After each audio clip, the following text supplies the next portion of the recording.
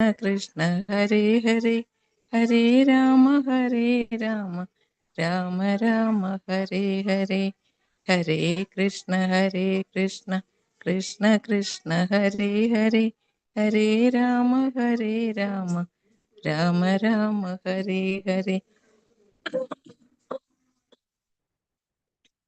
ഹരേ കൃഷ്ണ കൃഷ്ണ കൃഷ്ണ ഹരേ ഹരേ ഹരേ രാമ രാമ രാമ ഹരേ ഹരേ ഹരേ കൃഷ്ണ കൃഷ്ണ കൃഷ്ണ ഹരേ ഹരേ ഹരേ രാമ രാമ രാമ ഹരേ ഹരേ ഹരേ ഹരേഷ്ണ പ്രണാമം. ഹരേഷ്ണ ഹരേഷ്ണ എല്ലാവർക്കും പ്രണാമം.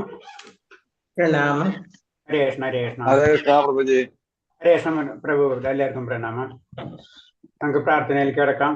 ഓം നമോ ഭഗവതേ വാസുദേവായ, ഓം നമോ ഭഗവതേ വാസുദേവായ, ഓം നമോ ഭഗവതേ വാസുദേവായ, ഓം നമോ ഭഗവതേ വാസുദേവായ. നാരായണം നമസ്കൃത്യം നരം ചൈവ നരോത്തമം ദേവീം സരസ്വതീം വ്യാസം തതോ ജയമുദിരയേത്. നഷ്ടപ്രായേഷു ഭദ്രേഷു നിത്യം ഭാഗവത സേവയാ ഭാഗവതേ ഉത്തമ ശ്ലോകേ ഭക്തിർഭവതി നഷ്ടകീ. മൂകം കരോതി വാചാലം പങ്കും ലംഘയതേ ഗിരി കൃപതമഹം വന്ദേ പരമാനന്ദമാധവം. ശ്രീഗുരുദീനതാരിണം ശ്രീചൈതന്യമീശ്വരം വജ്ഞാനതിമിരാന്തസ്യ ജ്ഞാനാഞ്ജലശലാകയാ ചക്ഷുർമിലിതം യേന തസ്മൈ ശ്രീഗുരുവേ നമഃ. ശ്രീചൈതന്യം മനോഭീഷ്ടം സ്ഥാപിതം യേന ഭൂതലേ സ്വയം രൂപകഥാമഹ്യം തദാതി സ്വഭാന്തികം. വന്ദേഹം ശ്രീഗുരു ശ്രീയുതപദകമലം ശ്രീഗുരും വൈഷ്ണവാംശ ശ്രീരൂപം സാഗരജാതം സഹന രഘുനാഥാനിധം തം സജീവം സാദേവം സാവധൂതം പരിജനസഹിതം കൃഷ്ണ ചൈതന്യദേവം ശ്രീരാധാ കൃഷ്ണപാദാൻ സഹന ലളിത ശ്രീവിശാഖാനിം താംശം. ഹേ കൃഷ്ണ കരുണാ സിന്ധോ ദീനബന്ധോ ജഗത്പദേ ഗോപേശ ഗോപികാ കാന്ത രാധാകാന്ത നമസ്തുതേ. തപ്ത കാഞ്ചന ഗൗരാംഗീ രാധേ വൃന്ദാവനേശ്വരി വൃഷഭാനുസുതേ ദേവി പ്രണമാമി ഹരിപ്രിയേ. വാഞ്ചാകൽപതരൂപേച്ഛ കൃപാ സിന്ധിഭ്യേഭജ പതിനാം പാവനേഭ്യോ വൈഷ്ണവേഭ്യോ നമോ നമഃ. നമോ വിഷ്ണുപാദായ കൃഷ്ണപ്രേഷ്ഠായ ഭൂതലേ ശ്രീമദേ ഭക്തിവേദാന്ത സ്വാമിന്നിധി നാമിനേ. നമസ്തേ സാരസ്വദേവേ ഗൗരവാണി പ്രചാരിണേ നിർവിശേഷ ശൂന്യവാദി പാശ്ചാത്യദേശധാരിണേ. ജയ ശ്രീകൃഷ്ണ ചൈതന്യ പ്രഭു നിത്യാനന്ദ ശ്രീ അദ്വൈത ഗദാധര ശ്രീവാസാദി ഗൗരഭക്തവൃന്ദ. ഹരേ കൃഷ്ണ കൃഷ്ണ കൃഷ്ണ ഹരേ ഹരേ ഹരേ രാമ രാമ രാമ ഹരേ ഹരേ. ഹരേ കൃഷ്ണ കൃഷ്ണ കൃഷ്ണ ഹരേ ഹരേ ഹരേ രാമ രാമ രാമ ഹരേ ഹരേ. ഹരേ കൃഷ്ണ കൃഷ്ണ കൃഷ്ണ ഹരേ ഹരേ ഹരേ രാമ രാമ രാമ ഹരേ ഹരേ. ഹരേ കൃഷ്ണ പ്രഭാതിക്ക് ജഗുദേവ് കോടി വൈഷ്ണവ ഭക്തർക്ക് ഹരേ കൃഷ്ണ എല്ലാവർക്കും പ്രണാമം. അപ്പൊ നമുക്കിന്ന് ഉപദേശാമൃതത്തിന്റെ ആദ്യത്തെ ശ്ലോകം എത്ര സ്ലൈഡ് വരെ എടുത്തെന്ന് ഓർമ്മയുണ്ടോ? ഇന്നലെ സ്ലൈഡ് പറഞ്ഞല്ലോ. ഓക്കെ, ശരി, കുഴപ്പമില്ല, നോക്കാം. നമ്മൾ ഒന്നാമത്തെ ശ്ലോകം എന്ന് പറയുന്നത് അതില് വാചോവേഗം മനസ്സ ക്രോധവേഗം ജിഹ്വാവേഗം ഉദരോപസ്ഥവേഗം ഏതാൻ വേഗയോ വിഷഹേദീര സർവമാപീവം പൃഥ്വീവം ച ശിഷ്യാത്. അതായത് 6 ത്വരകളുണ്ട് നമ്മളെ. ഈ 6 ത്വരകളെ നമ്മൾ നിയന്ത്രിക്കണം എന്നാ പറഞ്ഞത്. അങ്ങനെ നിയന്ത്രിച്ച ഒരു വ്യക്തിയെ പരിപൂർണമായിട്ടുള്ള ഒരു ഭക്തൻ എന്ന് പറയാൻ പറ്റുള്ളൂ. പരിശുദ്ധ ഭക്തൻ എന്ന് പറയുമ്പോൾ ഈ 6 ത്വരകളെ നിയന്ത്രിച്ച വ്യക്തിയായിരിക്കും. അങ്ങനത്തെ ഒരു വ്യക്തിക്ക് മാത്രമേ ശിഷ്യന്മാരുണ്ടാക്കാൻ കഴിവുണ്ടാവുള്ളൂ, അല്ലെങ്കിൽ പരിപൂർണ ഭക്തനായി മാറൂ എന്ന് പറഞ്ഞത്. അതാണ് ഈ ശ്ലോകത്തിൽ പറയുന്നത്.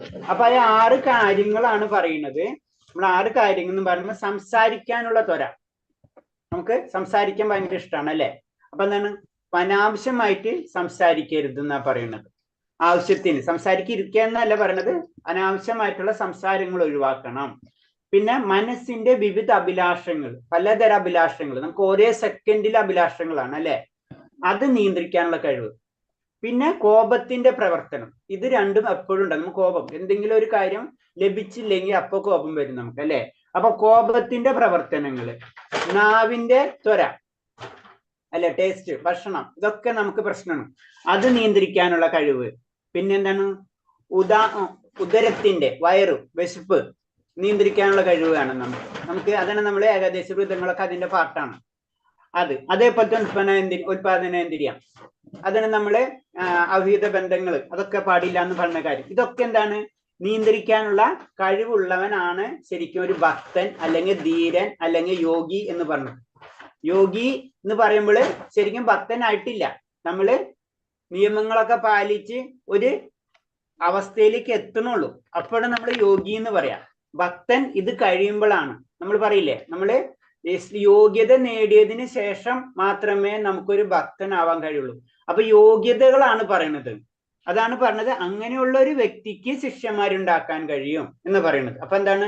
ശിഷ്യന്മാരുണ്ടാക്കണമെങ്കിൽ ഇങ്ങനെ ഒരു കഴിവ് നമ്മൾ നേടിയിരിക്കണം, അല്ലാതെ ഒരിക്കലും നമുക്ക് അത് ഉണ്ടാക്കാൻ കഴിയില്ല. ഭക്തന്മാരെ അല്ലെങ്കിൽ ഭക്തനാവാനും കഴിയില്ല. ഇതാണ് ആദ്യത്തെ ഉപദേശം കൊടുക്കാണ്, ഈ 6. അപ്പൊ അതിന് നമ്മൾ പറഞ്ഞു ഇതൊക്കെ നിയമങ്ങളാണ്, നമ്മളെ കൊണ്ട് ചെയ്യാൻ പറ്റാവുന്ന കാര്യങ്ങൾ. നമുക്കറിയാം, നമ്മൾ ഇതൊക്കെ ചെയ്യുന്നുണ്ട് ഇൻഡയറക്റ്റ് ആയിട്ട്. നമ്മൾ സംസാരിക്കാനുള്ള ത്വര, അത് കുറയ്ക്കണം. എങ്ങനെയാണ്? നമ്മളെ രീതിയിൽ എന്തായിരിക്കും നമ്മൾ ചെയ്യുന്നത്? പറയുന്ന സംസാരിക്കാനുള്ള ത്വര എങ്ങനെയായിരിക്കാം നമ്മൾ ചെയ്യുന്നത്? നാമജപത്തിലൂടെ കുറയ്ക്കും. നാമജപത്തിലൂടെ, അല്ലെ? അപ്പൊ കുറെ സമയം എന്തായാലും ഒരു ദിവസത്തിൽ ഒരു അരമണിക്കൂർ 1 മണിക്കൂറെങ്കിലും നമ്മളെ സംസാരം എന്താണ്, നാവിന് നമ്മൾ അതിന് പണി കൊടുക്കുകയാണ് ചുരുക്കി പറഞ്ഞു കഴിഞ്ഞാൽ. നാമജപം. പിന്നെന്താണ്? മനസ്സിന്റെ വിവിധ അഭിലാഷങ്ങൾ, അല്ലെ? നമുക്ക് എന്താണ്? അതാണ് നമ്മൾ സിംപ്ലിസിറ്റി, അല്ലെ? നമ്മുടെ ലൈഫിലേക്ക് നമ്മൾ കൊണ്ടുവരികയാണ്. എല്ലാത്തിനും വളരെയധികം ആഗ്രഹങ്ങളെ നമ്മൾ മറക്കുകയാണ്. ഭഗവാന്റെ കാര്യങ്ങളിലേക്ക് നമ്മളെ മനസ്സ് കേന്ദ്രീകരിക്കുമ്പോൾ നമ്മൾ എന്താണ്? ഭൗതികത വിട്ട്, ഭൗതിക അഭിലാഷങ്ങൾ വിട്ട് ആത്മീയ അഭിലാഷങ്ങളിലേക്ക് പതുക്കെ പതുക്കെ നമ്മൾ കടക്കും. അതാണ് മാനസികമായിട്ടുള്ള വിവിധ തരം അഭിലാഷങ്ങൾ എന്ന് പറയുന്നത്. നമ്മൾ ചെയ്യണത്, നമ്മളെ അഭിലാഷങ്ങൾക്കും നിർത്താൻ പറ്റില്ല, നമ്മളെ സംസാരം നിർത്താൻ പറ്റില്ല. അപ്പൊ ആ സംസാരത്തിന് നാമജപത്തിലേക്കും, മനസ്സിന്റെ വിവിധ അഭിലാഷങ്ങൾ നിർത്താൻ പറ്റില്ല, അപ്പൊ മനസ്സിനെ ഭഗവാന്റെ കാര്യങ്ങളിലേക്ക് നമ്മൾ മാറ്റാണ് ചെയ്യുന്നത്. അതേപോലെ തന്നെ കോപം നമുക്ക് നിർത്താൻ പറ്റില്ല. അപ്പൊ എന്താണ്? നമുക്ക് സിമ്പിളായിട്ട് വളരെ പെട്ടെന്ന് ചെയ്യാൻ പറ്റാവുന്ന കാര്യം, വളരെ കോപം വരുമ്പോൾ ഒന്നില്ലെങ്കിൽ എന്താ ചെയ്യാ? ഭഗവാന്റെ ക്ഷേത്രങ്ങൾ പരിശുദ്ധീകരിക്കുക, നമ്മളെ കൈയും കാലും ഉപയോഗിച്ചിട്ട്. അപ്പൊ എന്താണ്? അപ്പൊ നമ്മളെ ഇതെന്താ? ഒക്കെ നെഗറ്റീവിനെ പോസിറ്റീവ് ആക്കാം. അതാണ് ചെയ്യുന്നത് ശരിക്കും പറയുന്നത്. നാവിന്റെ ത്വര, അത് നമ്മൾ ചെയ്യേണ്ടത് പ്രസാദം കഴിക്കുക. അങ്ങനെ നമ്മൾ നാവിനെ നിയന്ത്രിക്കാൻ പറ്റും. ഉദരത്തെ നമ്മൾ എങ്ങനെ നിയന്ത്രിക്കണം? ഏകാദശി വൃത്തങ്ങളിലൂടെ നമ്മളെ ഉദരത്തെ നിയന്ത്രിക്കാൻ പറ്റും. പിന്നെ ഉൽപാദനേന്ദ്രിയം, അത് പറയുമ്പോൾ എന്താണ്? അവിഹിത ബന്ധങ്ങൾ, അതിനെപ്പറ്റി അങ്ങനത്തെ കാര്യങ്ങളിലേക്ക് കൂടുതൽ ശ്രദ്ധിക്കാതിരിക്കുക. ഇതൊക്കെ എന്താണ്? ഇതെല്ലാതും നമ്മളെ ഭക്തനാക്കി മാറ്റിയെടുക്കും എന്നാ പറഞ്ഞു. ഈ കാര്യങ്ങൾ ചെയ്താലേ പരിപൂർണമായിട്ട് ഒരു ഭക്തനായിട്ട് ആകാൻ പറ്റുള്ളൂ എന്നാ പറയുന്നത്. ഹരേ കൃഷ്ണ മാതാജി, പ്രണാമം. ഹരേ കൃഷ്ണ. അപ്പൊ ഭാഗവതത്തിലെ ഭാഗവതത്തിൽ എന്താണ്? പരീക്ഷിത്ത് മഹാരാജാവ് ചോദിക്കുന്നത്, അതായത് പരീക്ഷിത്ത് മഹാരാജ് സുഖദേവ ഗോസ്വാമിനോട് ചോദിക്കുന്നത്, ഇന്ദ്രിയങ്ങളെ നിയന്ത്രിക്കാൻ കഴിയില്ലെങ്കിൽ എന്തിനാണ് പ്രായശ്ചിത്തം ചെയ്യുന്നത് എന്ന് ചോദിക്കുകയാണ്. ആനനെ പോലെ, അല്ലെ? ആന എന്താ ചെയ്യുന്നത്?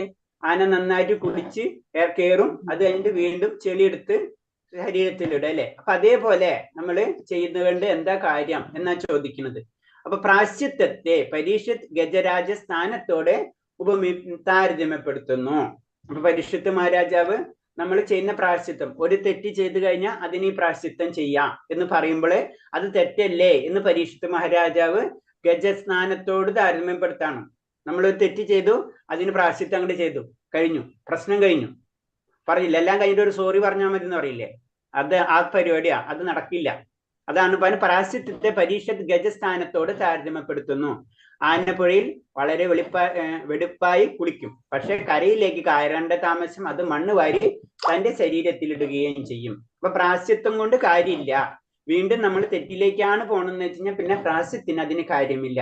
അത് തന്നെയാണ് പരീക്ഷിത്ത് മഹാരാജാവ് സുഗത ഗോസ്വാമിനോട് ചോദിക്കുന്നത്. സ്പീഡ് കൂടിയാ ഹരേഷ്ണ? ഹലോ, കൂടിയിട്ടില്ല. തിരു കൂടിയ പോലെ എനിക്ക് തോന്നി ഹരേഷ്ണ.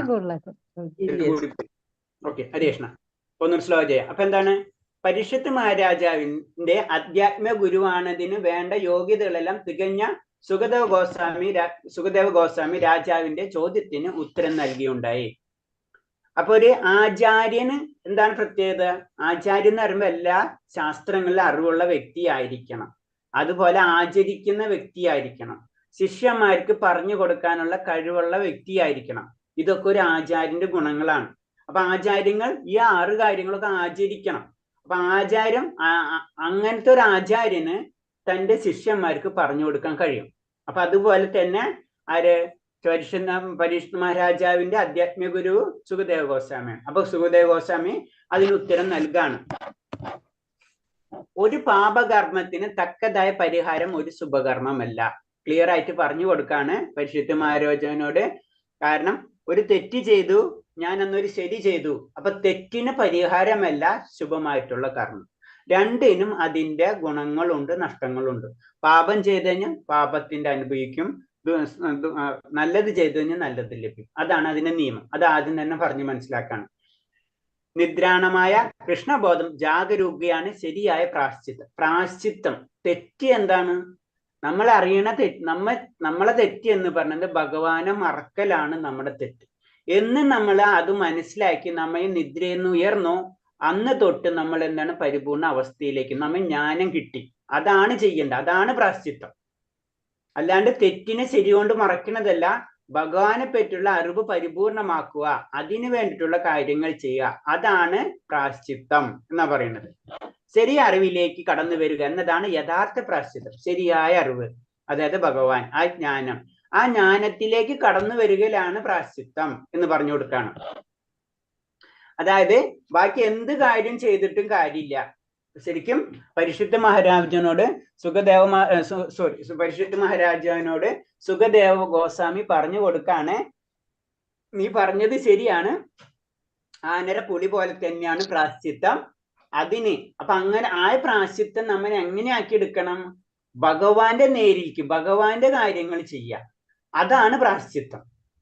നമ്മളൊരു തെറ്റ് ചെയ്താലും ഭഗവാന്റെ കാര്യങ്ങൾക്ക് വേണ്ടി പ്രയത്നിക്കാം. അതിനൊരു പുണ്യകർമ്മത്തിനോ അതിനൊരു പാപകർമ്മത്തിനോ അത് കടക്കാതെ നമ്മുടെ ലക്ഷ്യമായ ഭഗവത് സാക്ഷാത്കാരത്തിന് വേണ്ടി പരിശ്രമിക്കാം. അതാണ് ശരിക്കും നമുക്ക് വേണ്ടിയിട്ടുള്ള പ്രായശ്ചിത്തം എന്ന് പറയുന്നത്. തന്റെ ജ്ഞാനം പുനരുദ്ധീകരിക്കുന്നതിന് ചില തത്വങ്ങൾ അനുസരിച്ച് മനുഷ്യൻ പരിശീലനം നേടേണ്ടിയിരിക്കുന്നു. അപ്പൊ നമുക്ക് ഭഗവാനെ കിട്ടണം, അതാണ് നമ്മളെ പ്രായശ്ചിത്തം, അതാണ് നമ്മൾ ചെയ്യാൻ പോണത്. അപ്പൊ അതിനു വേണ്ടി എന്താ ചെയ്യേണ്ടത്? ആദ്യം തന്നെ അതിനൊരു യോഗ്യത നേടണം. എല്ലാവർക്കും പെട്ടെന്ന് കിട്ടില്ല, ആ യോഗ്യത നേടണം. ആ യോഗ്യത എന്ന് പറഞ്ഞാൽ അതിന് യോഗ്യത നേടണമെങ്കിലോ അതിന് പരിശീലിക്കണം. അപ്പൊ പരിശീലനത്തിൽ കൂടെ മാത്രമേ നമുക്ക് യോഗ്യത നേടാൻ പറ്റൂ. ആ യോഗ്യതയിൽ കൂടെ മാത്രം നമുക്ക് പ്രായശ്ചിത്തം ചെയ്യാൻ പറ്റുള്ളൂ. ആ പ്രായശ്ചിത്തം എന്ന് പറയുന്നത് എന്താണ്? നമ്മൾ അറിഞ്ഞും അറിയാതെയും നമ്മൾ ഇങ്ങനെ പലതും ചെയ്തു, പുണ്യം പാപങ്ങളും ഓരോ സെക്കൻഡിലും നമ്മൾ ചെയ്തുകൊണ്ടിരിക്കുകയാണ്, അല്ലെ?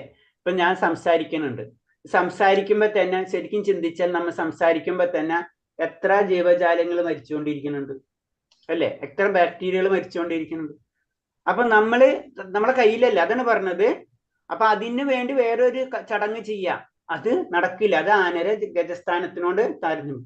നമ്മൾ എന്താ ചെയ്യുന്നത്?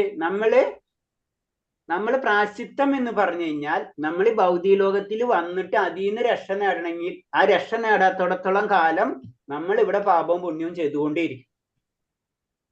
അതാണ് പാപം പുണ്യം എപ്പോഴും ചെയ്തുകൊണ്ടേയിരിക്കും. ഇത് കണ്ടിന്യൂസ് ആണ്, കർമ്മങ്ങൾ ഇങ്ങനെ വന്നുകൊണ്ടിരിക്കും. സമരത്തിന്റെ ഇതുപോലെ തന്നെ അതിൽ നിന്ന് രക്ഷ നേടാം, അതാണ് പ്രായശ്ചിത്തം.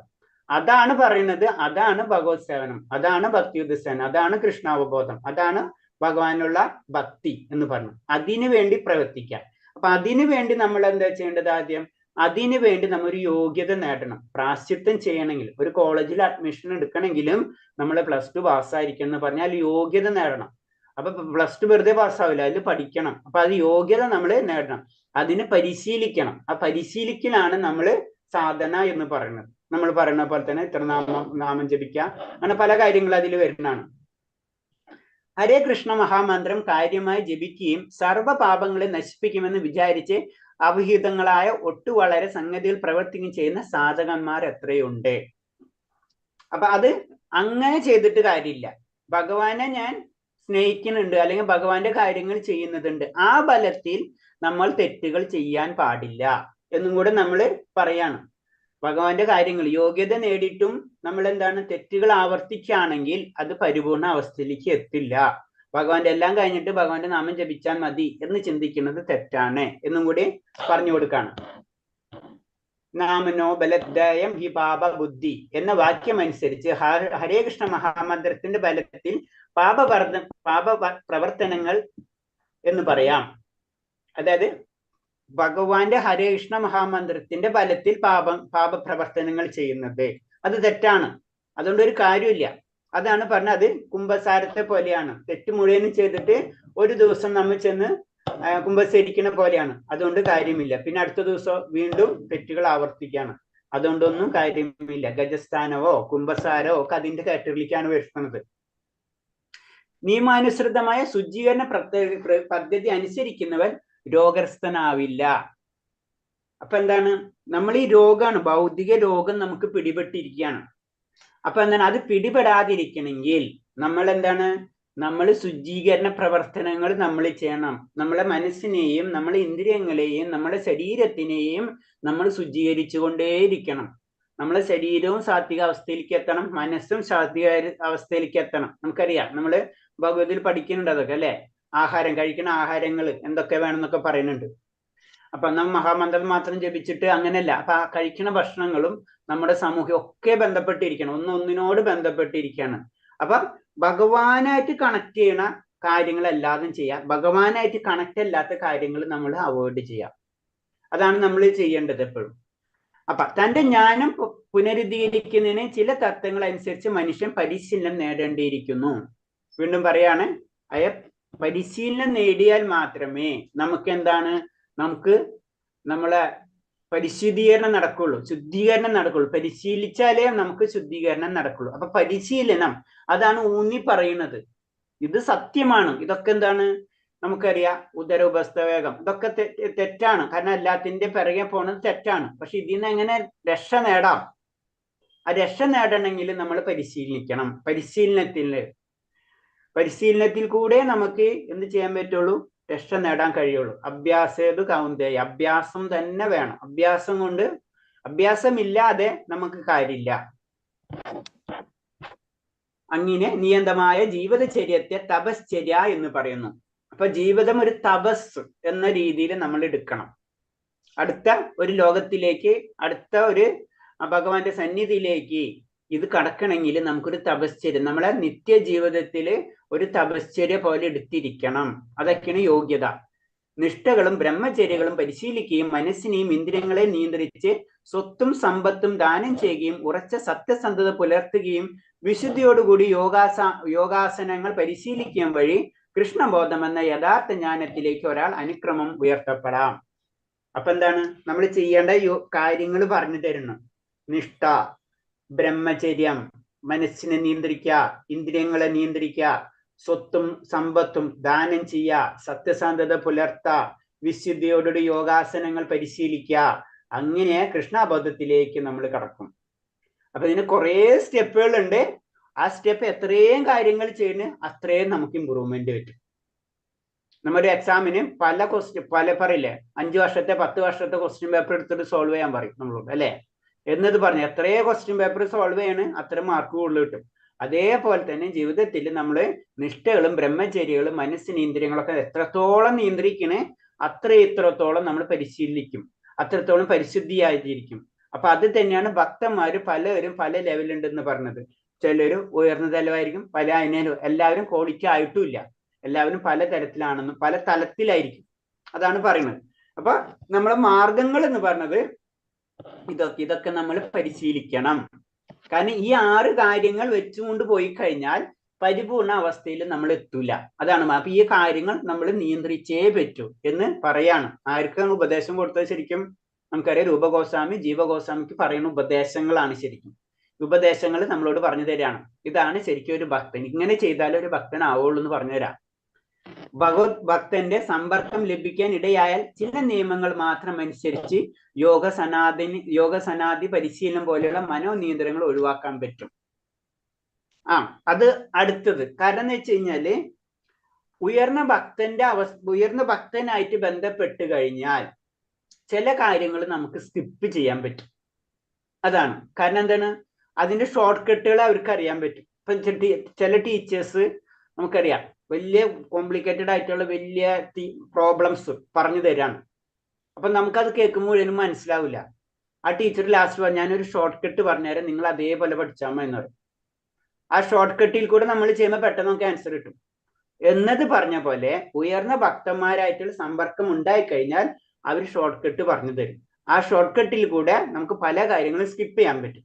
അതാണ് ഒരു ഭക്ത സമ്പർക്കത്തിന് അല്ലെങ്കിൽ ഒരു ഗുരുവിനെ നമ്മൾ തേടണം എന്ന് പറയുന്നത് കാര്യമാണ്. ഗുരു, സാധു, ശാസ്ത്ര മൂന്നും ഇമ്പോർട്ടൻസ് ആണ്. ഗുരുവിന്റെ ഇമ്പോർട്ടൻസ് എങ്ങനെയാണ്? പല കാര്യങ്ങളും ഷോർട്ട് കട്ടായിട്ട് കാര്യങ്ങൾ നമ്മൾക്ക് പറഞ്ഞു തരും. നമ്മളെ അവസ്ഥ ഗുരുവിനറിയാം, അല്ലെ? ടീച്ചർ സ്റ്റുഡൻസിന് പറഞ്ഞു കൊടുക്കണം. സ്റ്റുഡൻസിന്റെ അവസ്ഥ ടീച്ചർക്ക് അറിയാം. ടീച്ചറിനെ പോലെ കഴിവുള്ളവരല്ല ആരും സ്റ്റുഡൻസ്. അപ്പൊ എന്താണ്, ചില അത്രയും വലിയ പ്രോബ്ലംസ്, അത്രയും വലിയ സബ്ജക്റ്റ് മനസ്സിലാവാത്തണെങ്കിൽ അതേപോലെ തന്നെ ഷോർട്ട് കട്ട് ആയിട്ട് പറഞ്ഞു കൊടുക്കും. അതാണ് പറഞ്ഞത്. അപ്പൊ ചില നിയന്ത്രണങ്ങൾ ഒഴിവാക്കാൻ പറ്റും. അതാണ് ഗുരുവിനെ സ്വീകരിക്കണം എന്ന് പറയുന്നതിന്റെ ലക്ഷ്യം. അവിഹിതമായ ലൈംഗിക വേഴ്ചയിൽ നിന്ന് പിന്തിരിക, മാംസഭോജനം ഒഴിവാക്കുക, മദ്യം വർജിക്കുക, ചൂതാട്ടം വേണ്ടെന്ന് വെക്കുക എന്നീ 4 കാര്യങ്ങൾ ശ്രദ്ധിച്ചും യഥാർത്ഥ ഗുരുവിന്റെ നിർദ്ദേശാനുസരണം പരംപുരുഷനെ ഭഗവാനെ മാത്രം കഴിയുകയാണ് കൃഷ്ണാബോധ പ്രക്രിയ. അപ്പൊ എന്താണ് കൃഷ്ണാബോധം എന്ന് പറയുമ്പോൾ വീണ്ടും പറഞ്ഞു തരാണ്. 4 യമനിയമങ്ങൾ നമ്മൾ ജനറൽ ആയിട്ട് പറയും. അതിൽ പറയുന്നതാണ് ഒന്നാമത്തേന്ന് പറഞ്ഞാൽ അവിഹിതമായ ലൈംഗിക വേഴ്ച, അത് ഒഴിവാക്കുക, മാംസഭോജനം ഒഴിവാക്കുക, മദ്യം വർജിക്കുക, ചൂതാട്ടം. ഇതിന് ഓരോത്തിനും ഓരോ പ്രത്യേകതകളുണ്ട്. അവിഹിതമായ ലൈംഗിക ബന്ധം നമ്മളെ പരിശുദ്ധി അത് നഷ്ടപ്പെടും. മാംസഭോജനം എന്ന് പറഞ്ഞാൽ നമ്മളെ ദയ നഷ്ടപ്പെടും. മദ്യം എന്ന് പറയുമ്പോൾ നമ്മളെ തപശ്ചര്യ നഷ്ടപ്പെടും. ചൂതാട്ടം എന്ന് പറഞ്ഞാൽ വഞ്ചിക്കാനുള്ള ഒരു ചിന്താഗതി നമ്മളിലേക്ക് വരും. നമ്മളെ സത്യസന്ധത നഷ്ടപ്പെടും. ഇതൊക്കെ നമ്മൾ മാറ്റണം എന്നാണ് പറയുന്നത്. അങ്ങനെ മാറ്റിയിട്ട് പിന്നെന്താണ്, ഇതാണ് അതിന്റെ യോഗ്യത. എന്നിട്ട് നമ്മൾ എന്ത് ചെയ്യണം? ഒരു ഗുരുവിന്റെ നിർദ്ദേശത്തോടുകൂടി നമ്മുടെ ഭക്തിപരമായിട്ടുള്ള കാര്യങ്ങൾ ചെയ്തു പോവാം. അങ്ങനെ ചെയ്തു പോയി കഴിഞ്ഞാൽ അതിനെയാണ് കൃഷ്ണാബോധ പ്രക്രിയ എന്ന് പറയുന്നത്. അത് പ്രക്രിയ ആയിട്ടുള്ള പ്രോസസ് ആയിട്ടുള്ള ഭഗവാനെ കിട്ടിയിട്ടില്ല പെടും. ഒരു പ്രോസസ്സ് നമ്മളൊന്ന് ഫിൽട്രേഷൻ ചെയ്യണം. നമ്മൾ അങ്ങനെ ആദ്യൊരു ഫോമിലേക്ക് വന്നതിന് ശേഷം നമ്മളെ പഠിപ്പിച്ചു തരണം. ഒരു പറയില്ല, ഒരു കോളേജിലെ ഒരു സ്കൂളില് LKG സ്റ്റുഡൻസിന് എടുക്കണ പോലെ തന്നെ ആദ്യം തന്നെ ABCD ഒക്കെ പഠിപ്പിച്ച് പിന്നീട് നമ്മളെ സബ്ജക്റ്റിൽ കണക്ട് ചെയ്യിക്കുക. അത് കഴിഞ്ഞിട്ടാണ് അവർക്ക് അതിന് വലിയ ക്വസ്റ്റ്യൻസ് ഇട്ട് കൊടുക്കുക. എന്നതുപോലെ ഒരു പ്രോസസ്സിലേക്ക് നമ്മൾ കടക്കാണ് ചെയ്യുന്നത്. അതിന് നമ്മളിതിൽ നിയമങ്ങൾക്കൊക്കെ ഇമ്പോർട്ടൻസ് കൊടുക്കണം. അപ്പൊ അത് ഞാൻ പറഞ്ഞു, അത് ഇപ്പോഴും ഞാൻ പറയുന്നത് അത് വലിയ ഇമ്പോർട്ടൻസ് ആയിട്ട് നമുക്ക് ഇപ്പോഴത്തെ സ്റ്റേജിലും എന്താണ്, നാമത്തിന് ഇമ്പോർട്ടൻസ് കൊടുക്കുക. ബാക്കിയുള്ള കാര്യങ്ങൾക്ക് ഇമ്പോർട്ടൻസ് കൊടുക്കണ്ടെന്നല്ല, മനസ്സിലായി? നാമത്തിനാണ് ഏറ്റവും ഇമ്പോർട്ടൻസ്. ഇതെല്ലാം ചെയ്തിട്ട് നാമം ജപിച്ചിട്ടില്ലെങ്കിൽ കാര്യമില്ല. അതായത് ഒരു വെജിറ്റേറിയൻ ഒരു ഭക്തനായിക്കൊള്ളുന്നില്ല, ഒരു ഭക്തൻ വെജിറ്റേറിയനായി മാറും. അങ്ങനെയാണ് നമ്മൾ ചിന്തിക്കേണ്ടത്. അപ്പോൾ വെജിറ്റേറിയൻ ആയിട്ട് ഇരുന്നിട്ട് കാര്യമില്ല. അപ്പൊ വെജിറ്റേറിയൻ അല്ലെങ്കിലും നമ്മൾ ഭഗവാന്റെ കാര്യങ്ങൾ ചെയ്യുന്നുണ്ടെങ്കിൽ അത് ആ വ്യക്തിനെ ഉന്നതിയിലേക്ക് തന്നെ കൊണ്ടുപോകും.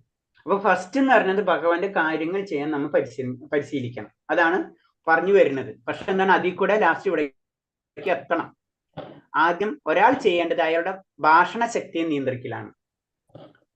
നമ്മൾ അനാവശ്യമായിട്ടുള്ള സംസാരങ്ങൾ അനാവശ്യമായിട്ടുള്ള സംസാരങ്ങൾ എന്ന് പറയുമ്പോൾ ഭൗതികമായിട്ടുള്ള സംസാരങ്ങൾ നമുക്കറിയാം. നമ്മൾ അനാവശ്യമായിട്ട് ഒരു ആവശ്യമില്ലാത്ത കാര്യങ്ങൾ, അതുകൊണ്ട് എനിക്കും കാര്യമില്ല അവർക്കും കാര്യമില്ല, അങ്ങനത്തെ കാര്യങ്ങൾ ഒഴിവാക്കുക. ഭൗതികമായിട്ടുള്ള അനാവശ്യമായിട്ട് ഭൗതികത്തിൽ ആവശ്യമുള്ള കാര്യങ്ങൾ ഉണ്ടാകും, അതിലേക്ക് ഇമ്പോർട്ടൻസ് കൊടുക്കുക.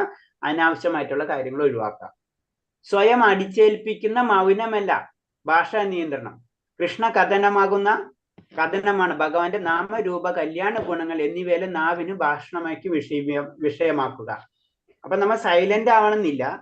നമ്മൾ എന്താണ്, അതാണ് നമ്മൾ പറയുന്നത്. നമുക്കറിയാവുന്ന കാര്യങ്ങൾ, ഭഗവാനെ പറ്റി അറിയാവുന്ന കാര്യങ്ങൾ മറ്റുള്ളവർക്ക് പറഞ്ഞു കൊടുക്കാം. അങ്ങനത്തെ ഒരു സൊസൈറ്റി ആണ് നമുക്ക് കിട്ടുന്നേക്കാം. ഒരു 10 പേരുണ്ട്, അതില് നമ്മളെ ഗ്രൂപ്പിൽ നമ്മൾ ഒരു 10 പേരായിട്ട് കോണ്ടാക്ട് കിട്ടി, അവരായിട്ട് നമ്മൾ സംസാരിച്ചുകൊണ്ടിരിക്കണം. ഒരു 5 പേര് കിട്ടും. അപ്പൊ 5 പേരില് നമ്മൾ ഭഗവാന്റെ കാര്യങ്ങൾ എന്തെങ്കിലും പറഞ്ഞ് സ്റ്റാർട്ട് ചെയ്ത് നിൽക്കാം. ചിലപ്പോൾ അതിൽ 3 പേര് അതിൽ ഇൻട്രസ്റ്റ് ഉള്ളവരുണ്ടാവും. അപ്പൊ നമുക്ക് ആ സബ്ജക്റ്റ് തന്നെ കണ്ടിന്യൂ ചെയ്യാം.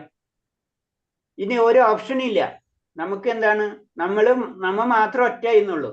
അപ്പൊ നമ്മള് സൈലന്റ് ആവാം. ചുരുക്കി പറഞ്ഞു കഴിഞ്ഞാൽ ഇത് നമുക്ക് പ്രാക്ടിക്കലായിട്ട് ചെയ്തൂടെ? ചെയ്തൂടെ നമുക്ക്? കാരണം എന്ന് വെച്ച് കഴിഞ്ഞാൽ നമ്മള് ഈ സബ്ജക്റ്റിലേക്ക് കൊണ്ടുവരാം. ഈ സബ്ജക്റ്റ് നമ്മളിപ്പോ നാട്ടിൽ സംസാരിക്കുന്ന സമയത്ത് 3-4 പേരിരുന്ന് സംസാരിക്കുന്ന സമയത്ത് വേറെ എന്തെങ്കിലും സംസാരങ്ങളായിരിക്കും. പതുക്കെ പതുക്കെ നമുക്ക് ഭഗവാന്റെ കാര്യങ്ങളിലേക്ക് കൊണ്ടുവരാം. അതില് സംഭവിക്കാന്ന് പറഞ്ഞാൽ ചിലവർക്ക് ഇഷ്ടപ്പെടില്ല, അപ്പൊ ചിലവർക്ക് ഇഷ്ടപ്പെടും. അപ്പൊ ഒരു 3-4 പേരുണ്ട് ഇഷ്ടപ്പെട്ടെന്ന് കഴിഞ്ഞാൽ പിന്നെ നമുക്ക് ഹാപ്പി ആയി, പിന്നെ അവർക്ക് എല്ലാവർക്കും ആ സബ്ജക്റ്റ് സംസാരിക്കാൻ പറ്റും. അതാണ് പറഞ്ഞ ഭഗവാന്റെ നാമ രൂപ ഗുണ കല്യാണ ഗുണങ്ങൾ, അതായത് അങ്ങനത്തെ കാര്യങ്ങൾ സംസാരിക്കാൻ ശ്രമിക്കുക. എന്നിട്ട് നമുക്ക് അവിടെ ആരും അതിന് അക്സെപ്റ്റ് ചെയ്യാത്തൊരു സിറ്റുവേഷൻ ഉണ്ടെങ്കിൽ അവിടെ നമ്മൾ മൗനം. അതാണ് നമ്മൾ പ്രാക്ടിക്കലാക്കേണ്ട കാര്യങ്ങളാണ് നമ്മൾ ചെയ്യുന്നത്. അപ്പോഴെന്താണ് നമ്മുടെ സംസാരത്തിൽ നമ്മൾ നിയന്ത്രിക്കുകയാണ്. അനാവശ്യമായിട്ടുള്ള സ്റ്റോപ്പ് ചെയ്ത് ആവശ്യമുള്ളത് ഭഗവാന്റെ നാമങ്ങള് അങ്ങനത്തെ കാര്യങ്ങളിലേക്ക് കൊണ്ടുപോകും. ഒന്നില്ലെങ്കിലും അറ്റ്ലീസ്റ്റ് ക്ഷേത്ര ദർശനത്തിനെ പറ്റി ഡിസ്കസ് ചെയ്യാം. മിനിമം ക്ഷേത്ര ദർശനത്തിനെ പറ്റി ഗുരുവായൂർ അമ്പലത്തിലെ വിശേഷങ്ങളിലും പറയാം. നമുക്ക് ഒന്നും പറ്റിയില്ലെങ്കിൽ, ഞാൻ അവിടെ അമ്പലത്തിൽ പോയിട്ടുണ്ടായിരുന്നു, അവിടെ ഇങ്ങനത്തെ പ്രത്യേകത ഉണ്ടായിരുന്നു, അപ്പൊ കുംഭമേളയ്ക്ക് പോയിട്ടുണ്ടായിരുന്നു, അപ്പൊ സബ്ജക്റ്റ് മാറി. അല്ല നമ്മൾ വേറെ അപ്പുറത്തെ വീട്ടിലത്തെ കാര്യങ്ങളാണ്, അവിടെ ഫ്രിഡ്ജ് വാങ്ങിച്ച് നമ്മൾ TV വാങ്ങിച്ചെന്ന് പറയണേലും ഭേദം നമ്മൾ കുംഭമേളയ്ക്ക് പോയിട്ടുണ്ടെന്നെങ്കിലും പറയാം നമുക്ക്, അല്ലേ? ഇത് നമുക്ക് ചെയ്തെടുത്തൂടെ? അതായത് ചുരുക്കിയതാണ്. മാക്സിമം നമുക്ക് എപ്പോഴും അത് ചെയ്യണമെന്ന് പറ്റുന്നില്ല. മാക്സിമം നമ്മൾ ഇന്റൻഷൻ എപ്പോഴും എന്തായിരിക്കണം, ഭക്തിപരമായിട്ടുള്ള കാര്യങ്ങളിലേക്ക് നമ്മളെ സംസാരങ്ങൾ കൊണ്ടുപോകണം. ഒക്കെ പറഞ്ഞാലും തിരിച്ചു മറിച്ച് ലാസ്റ്റ് അവിടേക്ക് കൊണ്ടുവരുന്ന രീതിയിൽ നമ്മളെ സംസാരങ്ങൾ മാറ്റിയെടുക്കണം. അതാണ് പറഞ്ഞത് ഭാഷാ ശക്തിയെ നിയന്ത്രിക്കല്. അല്ലാതെ അവര് ഭൗതികമായിട്ട് സംസാരിക്കും, കംപ്ലീറ്റ് അതിനേലും കൂടുതൽ ഭൗതികതയിലേക്ക് നമ്മൾ പോകാതിരിക്കാൻ ശ്രമിക്കുക. ഒന്നും പറ്റില്ലെങ്കിൽ അവിടെ മൗനമാവാം. പിന്നെ കൃഷ്ണ കഥകൾ സങ്കീർത്തനം ചെയ്യുന്നവന്റെ പിടുത്തത്തിൽ നിന്ന് നാവിന് വിഷയം. കൃഷ്ണ കഥകൾ സങ്കീർത്തനം ചെയ്യുന്നവന്റെ പിടുത്തത്തിൽ നിന്ന് അകന്നു നിൽക്കുന്ന ഭാഷണത്തോരം നിയന്ത്രണം എന്നത് യഥാർത്ഥ ആശയം ഇതത്രേ. അപ്പൊ ചുരുക്കി പറഞ്ഞത് തന്നെ, അപ്പൊ നമുക്ക് ചെയ്യാൻ പറ്റുന്ന കാര്യങ്ങൾ ചെയ്യാം, അല്ലാത്തത് നമ്മൾ അവിടെ നിന്ന് മാറി നിൽക്കാം. കൃഷ്ണൻ സൂര്യനെ പോലെയാണ്, അന്ധകാരം കൃഷ്ണൻ സൂര്യനെ പോലെയാണ്, മായ അന്ധകാരം പോലെ. സൂര്യനുള്ളപ്പോൾ അന്ധകാരത്തിന്റെ പ്രശ്നം ഉദിക്കുന്നില്ല. അപ്പം മായ എന്ന് പറയുമ്പോൾ എന്താണ്, നമുക്ക് ഭൗതികമായിട്ടുള്ള എല്ലാ കാര്യങ്ങളും മായയായിട്ട് ബന്ധപ്പെടുത്താം. അപ്പൊ ഭഗവാൻ നമ്മളിലേക്ക് വന്നു കഴിഞ്ഞാൽ മായ നമ്മളിൽ നിന്ന് അകന്നു പോകും. അതായത് ഭൗതികത നമ്മളിൽ നിന്ന് അകന്നു പോകും. അതാണ് പറഞ്ഞത്, ഭക്തി വളർത്തുമ്പോൾ ഭൗതികത കുറയും, അല്ലെങ്കിൽ മായ ശക്തി നമ്മളിൽ നിന്ന് പോകുന്നു പറഞ്ഞതിന്റെ കാര്യമാണ്. സൂര്യൻ വരുമ്പോൾ എന്താണ്, ഇരുട്ടുണ്ടാവില്ല, അല്ലെ? എന്നതുപോലെ കൃഷ്ണൻ വരുമ്പോൾ, ഭഗവാൻ ശ്രീകൃഷ്ണൻ വരുമ്പോൾ എന്താണ്, നമ്മളിലുള്ള ഭൗതികമായിട്ടുള്ള കാര്യങ്ങൾ കുറഞ്ഞു വരും. നമുക്ക് ദുഃഖങ്ങൾ അധികം ഫീൽ ചെയ്യില്ല. അതാണ് കാര്യം. ദുഃഖം ചിലപ്പോൾ അവിടെ ഉണ്ടാവും, പക്ഷെ അത് നമ്മളെ ഫീൽ ചെയ്യില്ല. ഇപ്പൊ സിമ്പിൾ ആയിട്ട് ഞാൻ ജനറലായിട്ട് പറഞ്ഞു, ഒരു 10 വർഷം നമുക്ക് വളരെയധികം ദുഃഖമുണ്ടായിരുന്ന കാര്യങ്ങൾ ഉണ്ടാവാം. അതിപ്പോ അല്ലെങ്കിൽ ദുഃഖമുണ്ടെങ്കിലും അതിന്റെ ക്വാണ്ടിറ്റി കുറഞ്ഞിട്ടുണ്ടാവും. ശ്രദ്ധിച്ചിട്ടില്ലേ അത്? ഒരു 10 വർഷം 20 വർഷം അല്ലെ 5 വർഷം 3 വർഷം 1 വർഷം മുന്നത്തുള്ള ദുഃഖങ്ങള് എല്ലാവർക്കും ഉണ്ടോ, പല രീതിയിലുള്ള എന്ത് ആണെങ്കിലും അതിൻ്റെ ഇത് കുറയാം. അതെന്താണ്, ആ ദുഃഖങ്ങള് കുറെ. അപ്പൊ അതിനൊരു സമയം പിടിച്ചു, അല്ലെ? ആ സമയം. അപ്പൊ ആ സമയം അതേപോലെ തന്നെയാണ് നമ്മൾ പറഞ്ഞത്, ഭഗവാന്റെ കാര്യങ്ങൾ നമ്മളിലേക്ക് വരുമ്പോൾ ഇതൊക്കെ ഒരു സമയം സ്പീഡിൽ സഞ്ചരിക്കണ പോലെ മാറും. കാരണം അത് അപ്പോഴും അവിടെ നിൽക്കുന്നുണ്ടെങ്കിലും നമുക്കത് വലിയ എഫക്റ്റ് ചെയ്യില്ല. കാര്യങ്ങൾ അതേപോലെ തന്നെ അവിടെ നടക്കും, പക്ഷെ നമുക്കത് ഫീൽ ചെയ്യില്ല. അതാണ് പറഞ്ഞ, അത്രയെങ്കിലും നമ്മള് മിനിമം നമുക്ക് ഭൗതികമായിട്ട് കിട്ടും. ആത്മീയമായിട്ട് കിട്ടിയില്ലെങ്കിലും ഭൗതികമായിട്ടും എന്താണ്, ഭൗതിക ക്ലേശങ്ങൾ അവിടെ നിന്നാലും നമ്മളെ അത് അധികം അഫക്റ്റ് ചെയ്യില്ല. ആ പ്രൊട്ടക്ഷൻ എപ്പോഴും നമുക്ക് കിട്ടും. അതാണ് സൂര്യൻ ഉള്ളയിടത്ത് അന്ധകാരം ഇല്ലാത്തതുപോലെ ഭഗവാൻ ശ്രീകൃഷ്ണനുള്ളടത്ത് മായ നിൽക്കില്ല. ഈ മായയാണ് ദുഃഖത്തിനും സുഖത്തിനും കാരണം. അത് അവിടുന്ന് അകലും. അതാണ് ഭഗവാനെ പിടിച്ചാലുള്ള ഗുണം. അതേപോലെ കോപത്തെ നിയന്ത്രിക്കണം. തന്നോട് കാണിക്കുന്ന എല്ലാ നിന്ദങ്ങളെയും സഹിക്കാൻ ഒരാൾ തയ്യാറാകണം. എന്നാൽ കൃഷ്ണനോ കൃഷ്ണന്റെ ഭക്തന്മാരെ നിന്ദിക്കപ്പെടുകയാണെങ്കിൽ ഒരു യഥാർത്ഥ ഭക്തൻ ക്രോധാവിഷ്ടനാകുകയും അപരാധിയുടെ നേരെ അഗ്നിതുല്യം പ്രവർത്തിക്കുകയും ചെയ്യും. ഇത് എന്ന് പറയുന്നത് ഇത് നമുക്ക് പെട്ടെന്നൊന്നും പ്രാക്ടിക്കലാക്കാൻ പറ്റുന്ന കാര്യങ്ങളല്ല. ഇത് ആർക്ക് എഴുതിയാണെന്നും കൂടെ നമ്മൾ ചിന്തിക്കണം. പക്ഷെ എന്നിരുന്നാലും ഈ സത്യമാണ്. അത് നമ്മൾ മനസ്സിലാക്കണം. ഇങ്ങനൊക്കെ എത്തുമ്പോഴാണ് പരിപൂർണ പരിശുദ്ധ ഭക്തൻ എന്ന് പറയുന്നത്. അപ്പൊ നമ്മളെല്ലാവരും ഭക്തന്മാരണമൊക്കെ ശരിയാണ്. പക്ഷെ പരിശുദ്ധ ഭക്തന്മാരിലേക്ക് എത്തുമ്പോഴൊക്കെ ഈ അവസ്ഥയിലൊക്കെ എത്തുന്ന പറയുന്നത്. അവർക്ക് എന്താണ്? കോപങ്ങളെ നിയന്ത്രിക്കാനുള്ള കഴിവ് അവർക്കുണ്ടാവും. എല്ലാ നിന്ദകളെയും സഹിക്കാനുള്ള കഴിവ് അവർക്കുണ്ടാവും. പക്ഷെ എന്താണ്? ഭക്തന്മാരെ നിന്ദിച്ചു കഴിഞ്ഞു കഴിഞ്ഞാൽ അത് സഹിക്കാനുള്ള കഴിവ് അവർക്ക് ഉണ്ടാവില്ല. ആ അവസ്ഥയാണ് കോപത്തെ. അതായത് നമ്മളെ പ്രഹ്ലാദ് മഹാരാജന്റെ നമ്മൾ പുരാണങ്ങളിൽ ഏത് കഥ ഇതെടുത്തു കഴിഞ്ഞാലും ദേവന്മാരൊക്കെ കഥ എടുത്തു കഴിഞ്ഞാലും നമുക്കത് മനസ്സിലാക്കാൻ പറ്റും. അപ്പൊ അഗ്നി തുല്യം പ്രവർത്തിക്കും. ഹനുമാൻ സ്വാമി ചെയ്ത പോലെ ലങ്ക മുഴുവനും കത്തിച്ചിട്ട് അല്ലേ? അത്രേ ഉള്ളു കാര്യം. സഹിക്കാൻ പറ്റില്ല. സ്വന്തം വാലുമേലാണ് തീ പിടിച്ചിട്ടുള്ളത്. അത് സ്വന്തം വാല് ഉപയോഗിച്ചിട്ടാണ് അത് കത്തിക്കുന്നത്. മനസ്സിലായേ? അതാണ് ഭക്തന് ഒരിക്കലും എന്താണ് ഭക്തന്മാർക്ക് മറ്റേ ഭക്തന്മാരെ ദ്രോഹിക്കുന്നത് ഒരിക്കലും സഹിക്കാൻ പറ്റില്ല എന്ന് പറയുന്നത്. അതാണ് അതിന്റെ ഉദാഹരണം. രസനയുടെ ത്വരകളെ നിയന്ത്രിക്കണം. പ്രസാദം മാത്രം ഭക്ഷിച്ച് അതിനെ നിയന്ത്രിക്കണം. പിന്നെ അടുത്ത് രസനെ പറ്റി പറഞ്ഞു. കോപത്തിന്റെ കാര്യം പറഞ്ഞു. രസന. അപ്പൊ നമ്മളെ രീതിയിൽ നമ്മൾ കോപം എങ്ങനെ മാറ്റുന്ന വെച്ച് കഴിഞ്ഞാൽ നമ്മൾ ആ കോപത്തെ, ഇപ്പൊ എക്സാമ്പിൾ പറഞ്ഞു, നമുക്ക് ദേഷ്യം വന്നു. അപ്പൊ ഒരു കാര്യം ചെയ്യാം, ഭഗവാന്റെ വിളക്ക് എടുത്തിട്ട് നന്നായിട്ട് തേച്ച് കഴുകാം. മനസ്സിലായി? അപ്പൊ പകുതി ദേഷ്യം അവിടെ തീർക്കും. അപ്പൊ എന്താണ്? വിളക്ക് നന്നായിട്ട് വെളുക്കും. മനസ്സിലായ? നമുക്കതിന് പറഞ്ഞു ഇൻഡയറക്റ്റ് ആയിട്ട് നമ്മൾ അത് മാറ്റാം. അപ്പൊ നല്ലൊരു കാര്യമാണ്. ഭഗവാന്റെ വിളക്ക് ഒന്നും കൂടെ നല്ല വെളിച്ചം കിട്ടും. ചുരുക്കി പറയും, നമ്മളെ രീതിയിൽ പറഞ്ഞെന്ന് മാത്രമേ ഉള്ളത്. അങ്ങനെ നമുക്ക് എല്ലാതും നെഗറ്റീവിനെ പോസിറ്റീവ് ആക്കാം. ഇപ്പൊ നമ്മളെ നാവിന്റെ കാര്യം, നമുക്ക് ടേസ്റ്റുള്ള ഭക്ഷണം കഴിക്കണം, നമുക്ക് ആഗ്രഹമുണ്ട്. അപ്പൊ എന്ത് ചെയ്യണം? അത് ഫസ്റ്റ് ലെവലാണ്. സെക്കൻഡ് ലെവലൊക്കെ അടുത്ത ലെവലിലേക്ക് എത്തി. ഫസ്റ്റ് ലെവലിൽ നമ്മൾ എന്ത് ചെയ്യേണ്ടതെന്ന് വെച്ച് കഴിഞ്ഞാല് അത് നമുക്ക് ആഗ്രഹിച്ചിട്ടുണ്ടെങ്കിലും അത് പ്രസാദമാക്കി ഭഗവാനെ നിവേദിച്ചിട്ട് നമ്മൾ കഴിക്കാൻ ശ്രമിക്കാം. ഇപ്പൊ ഞാൻ പറഞ്ഞ അത് പ്രാക്ടിക്കലി നമുക്ക് എല്ലാവർക്കും പറ്റണമെന്നില്ല. നമ്മൾ പല വീട്ടിലും പല രീതിയായിരിക്കും. അപ്പൊ അറ്റ്ലീസ്റ്റ് എന്താണ് ഭഗവാൻ ഒരു ഫലം അല്ലെ, ഒരു ഫ്രൂട്ട്സ് എങ്കിലും വെച്ചിട്ട് അത് നമ്മൾ കഴിക്കുക. ആ പ്രസാദം ഭക്ഷിക്കുക. അത് തന്നെ വളരെയധികം വ്യത്യാസങ്ങൾ ജീവിതത്തിലേക്ക് കൊണ്ടുവരും. പ്രസാദം മാത്രം കഴിക്കൂ എന്ന് തത്വത്തിൽ ഉറച്ചു നിന്നാൽ ജിഹാ നിയന്ത്രണം സാധ്യമാകും. അപ്പൊ നമുക്ക് കൺട്രോൾ ആണ്. നമ്മള് അല്ലെങ്കിൽ അവിടുന്ന് ഇവിടുന്ന് അതൊക്കെ വാങ്ങിച്ച് കഴിക്കലും ഇതൊക്കെ നിൽക്കും നമ്മൾ. അപ്പൊ തന്നെ നമ്മുടെ ശരീരവും ശരിയാവും അല്ലെ? പലതരത്തിലുള്ള ഭക്ഷണം കഴിക്കലൊക്കെ നിൽക്കും. ഒക്കെ നമ്മൊരു നിയന്ത്രണം ഇൻഡയറക്റ്റ് ആയിട്ട് വരും. അപ്പൊ ഇതൊക്കെ ഭൗതികമായിട്ടും ആത്മീയമായിട്ടും നമുക്ക് ലഭിക്കുന്ന പറയുന്നത്. അടുത്തത് ഉൽപ്പന്നത്തിന്റെ ത്വരയെ നിയന്ത്രിക്കാം. കൃഷ്ണപദം കൊണ്ട് അനുഗ്രഹിക്കപ്പെട്ട സന്താനം ലഭിക്കുന്ന ജ്ഞാനേന്ദ്രിയം ഉപയോഗിക്കണം. ഇന്ദ്രിയ സന്ദർഭണത്തിനല്ല. അതേപോലെ തന്നെ അതായത് ഈ ഇന്ദ്രിയങ്ങൾ, ഉൽപ്പന്നേന്ദ്രിയങ്ങൾ, ജനേന്ദ്രിയങ്ങൾ, അത് പറയുന്നത് വെച്ചാൽ അതായത് ഒരു സ്ത്രീ പുരുഷനായിട്ടുള്ള ബന്ധമൊക്കെ, അതായത് ഭാര്യ ഭർത്താവ് എന്നുള്ള ബന്ധം, അതിന്റെ അപ്പുറത്തേക്ക് നമ്മൾ ചിന്തിക്കാൻ പാടില്ല. അതാണ് അതിന്റെ ഉദ്ദേശം. ഇങ്ങനെയുള്ള കൃഷ്ണബോധത്തെ രീതിയിലുള്ള നിയന്ത്രണ പദ്ധതികൾ പരിശീലിച്ച ഒരാൾക്ക്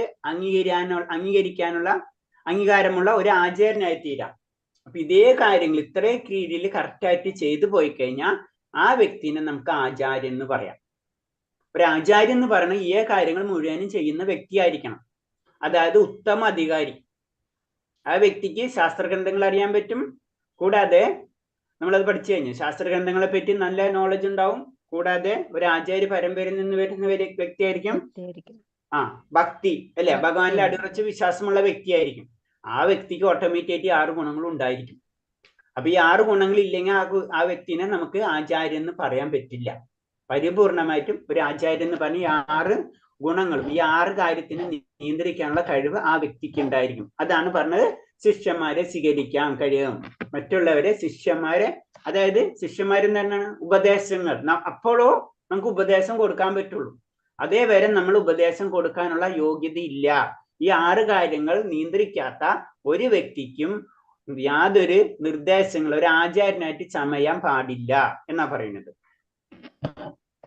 ഉപദേശാമൃതത്തിൽ അനുവൃത്തി എന്ന വ്യാഖ്യാനത്തിൽ ശ്രീല ഭക്തി സിദ്ധാന്ത സരസ്വതി ഠാക്കൂർ പ്രതിപാദിക്കുന്നു. ഭൗതികതയുടെ താതാത്മ്യം മൂലം 3 ത്വരകൾ ഉണ്ടാകുന്നു. ഭാഷണത്വര, മാനസിക ത്വര, ശാരീരിക ത്വര. വാക്ക്, മനസ്സ്, ശരീരം എന്നിവ സംയുക്ത ത്വരകൾ.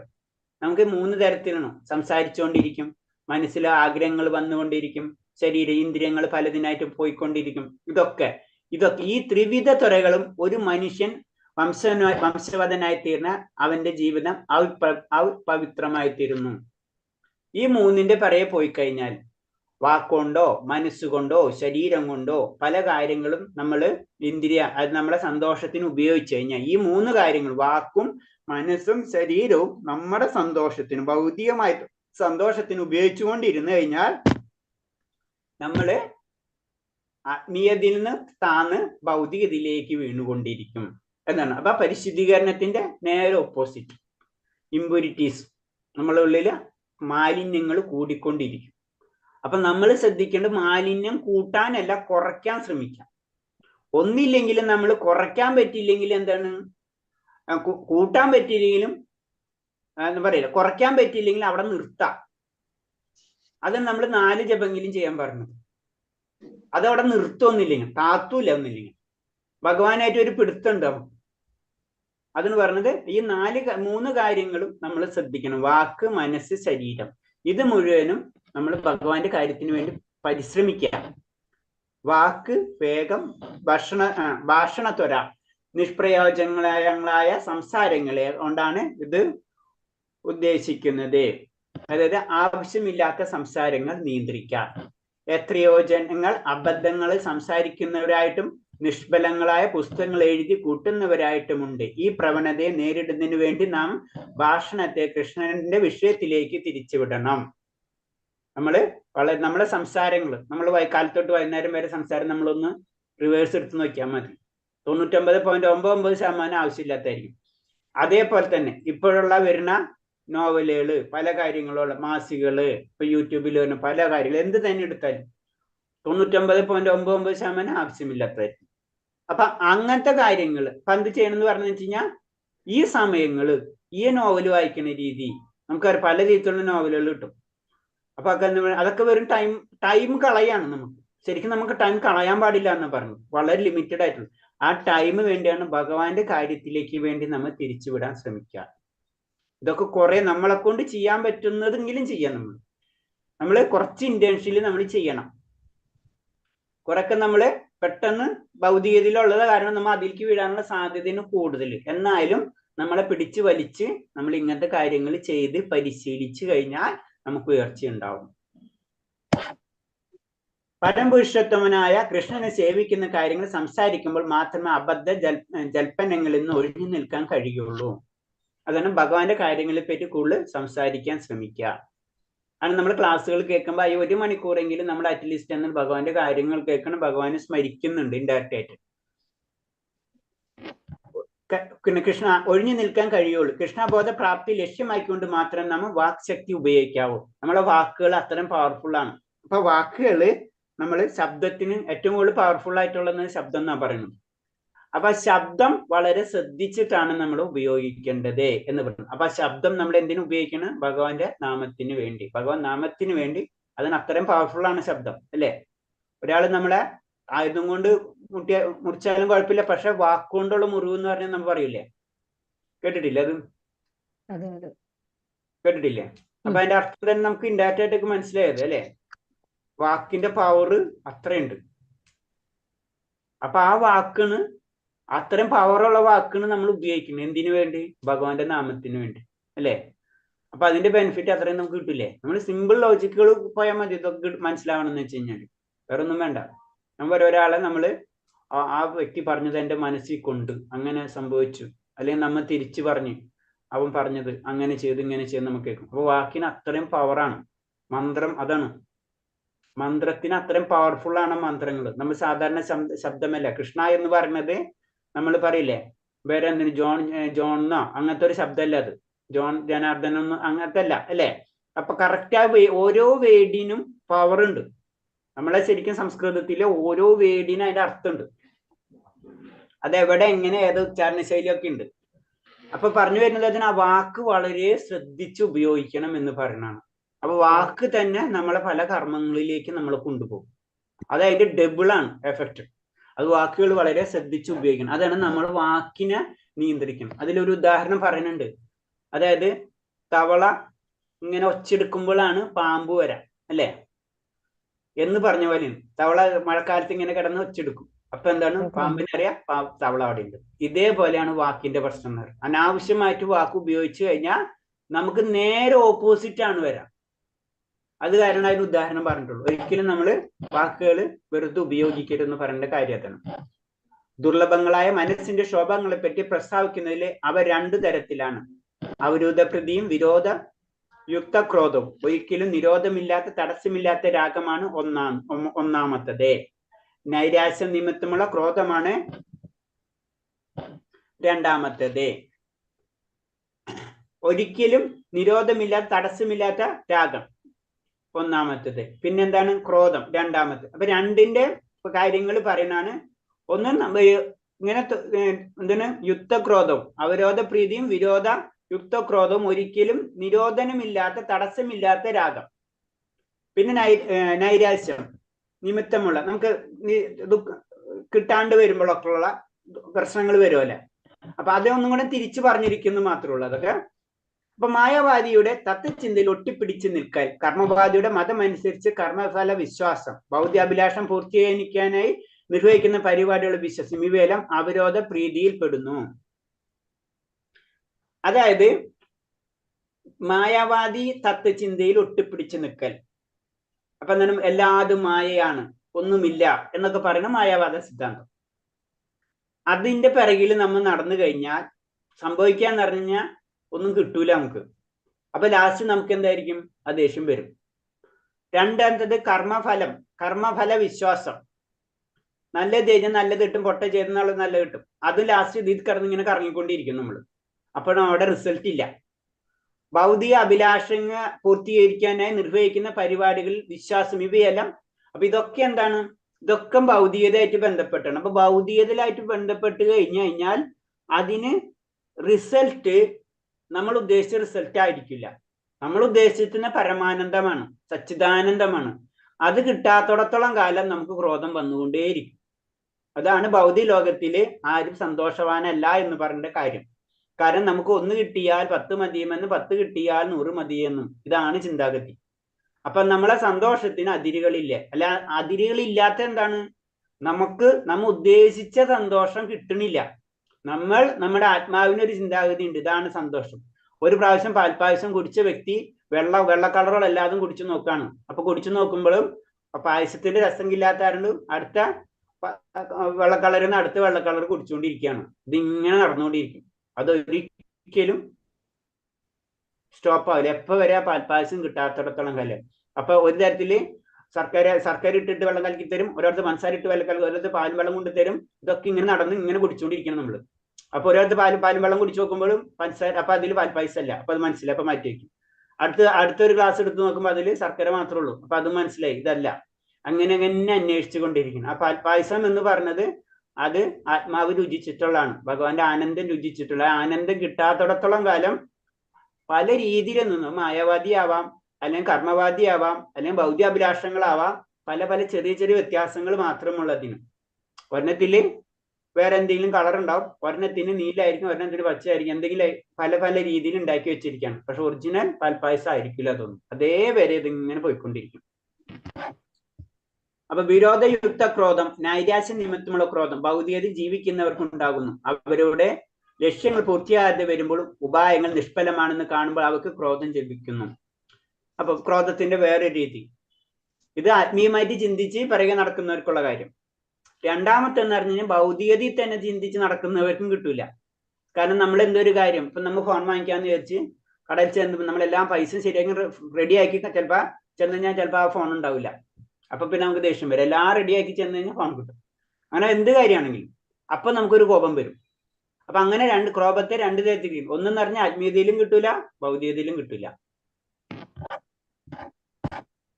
ശരീരത്തിൽ ആവശ്യമായ മൂന്നായി ശരീരത്തിന്റെ ആവശ്യങ്ങൾ നമ്മൾ ഭൗതിക ലോകത്തിൽ വന്നു, നമുക്ക് 3 ആവശ്യങ്ങളുണ്ട്. ജിഹ, ഉദരം, ജനനേന്ദ്രിയം.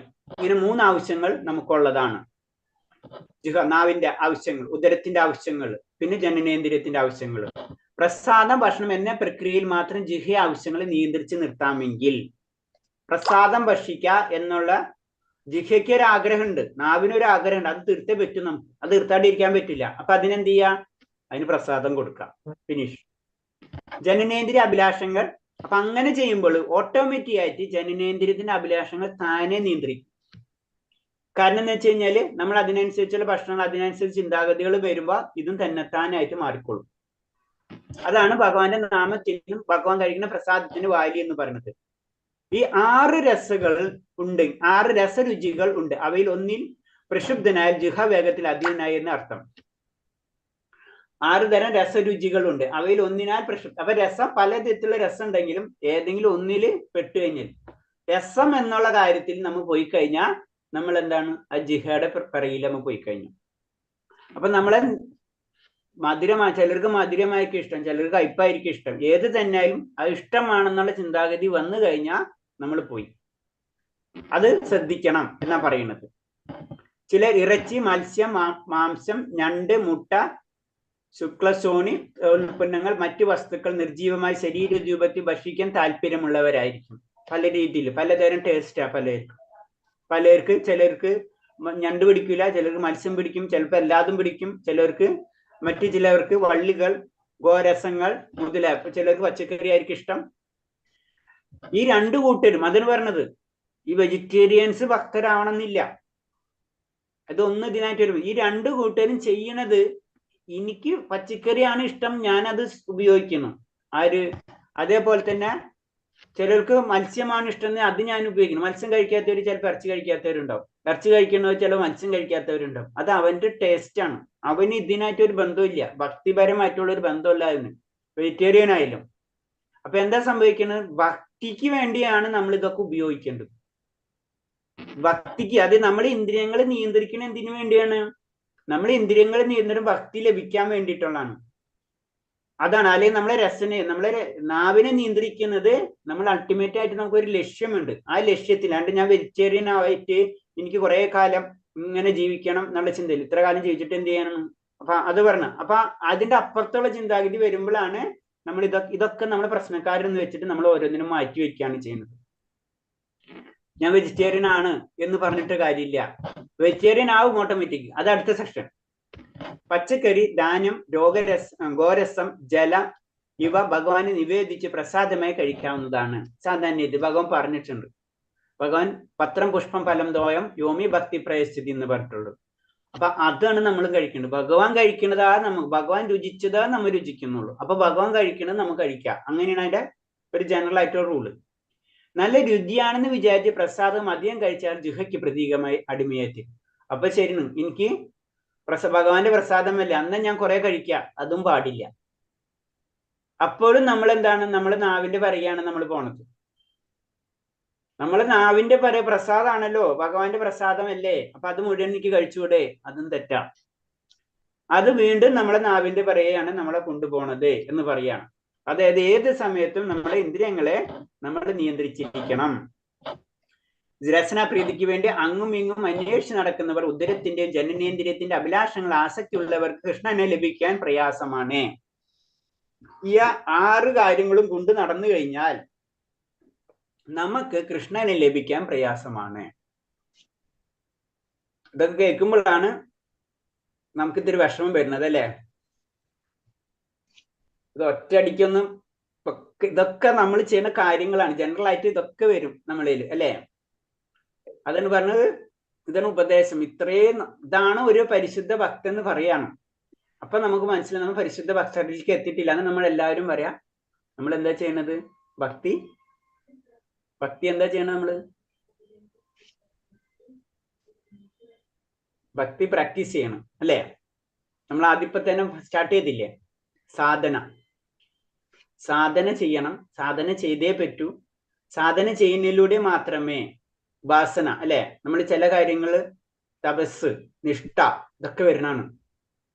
ഞാൻ ഇങ്ങനെ ചെയ്യും എന്ന് നമ്മൾ ഉറപ്പിച്ച് അതുപോലെ ചെയ്യാണ്.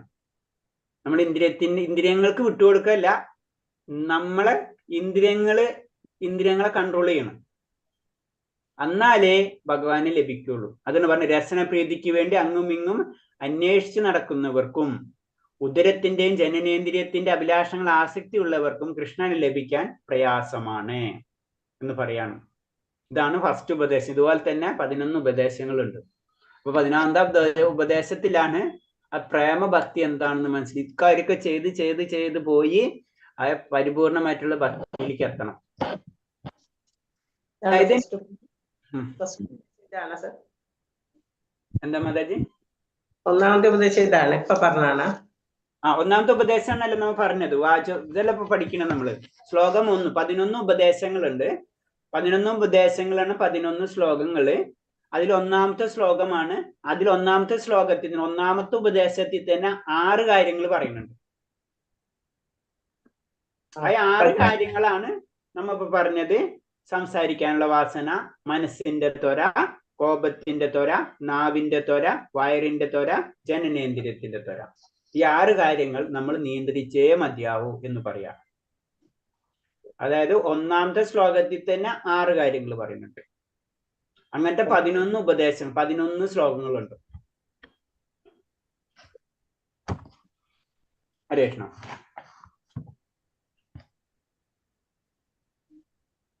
പിന്നെ അടുത്തത് ചൈതന്യ മഹാപ്രഭു പറയുന്നു ബാലന ഗായി ബേ ആര ബാലന പാരിബേ എന്ന്. അതായത് ആഡംബരമായി വസ്ത്രധാരണം ചെയ്യരുത്, രുചികരമായ ഭക്ഷണ പദാർത്ഥങ്ങൾ അനുഭവിക്കരുത്. ജീവിക്കുന്നതിന് വേണ്ടി ഇതിന് തന്നെയാണ്. പിന്നല്ലേ അല്ലെ, നമ്മൾ ജീവിക്കുന്നത് തന്നെ ഇതിനു വേണ്ടിയാണ്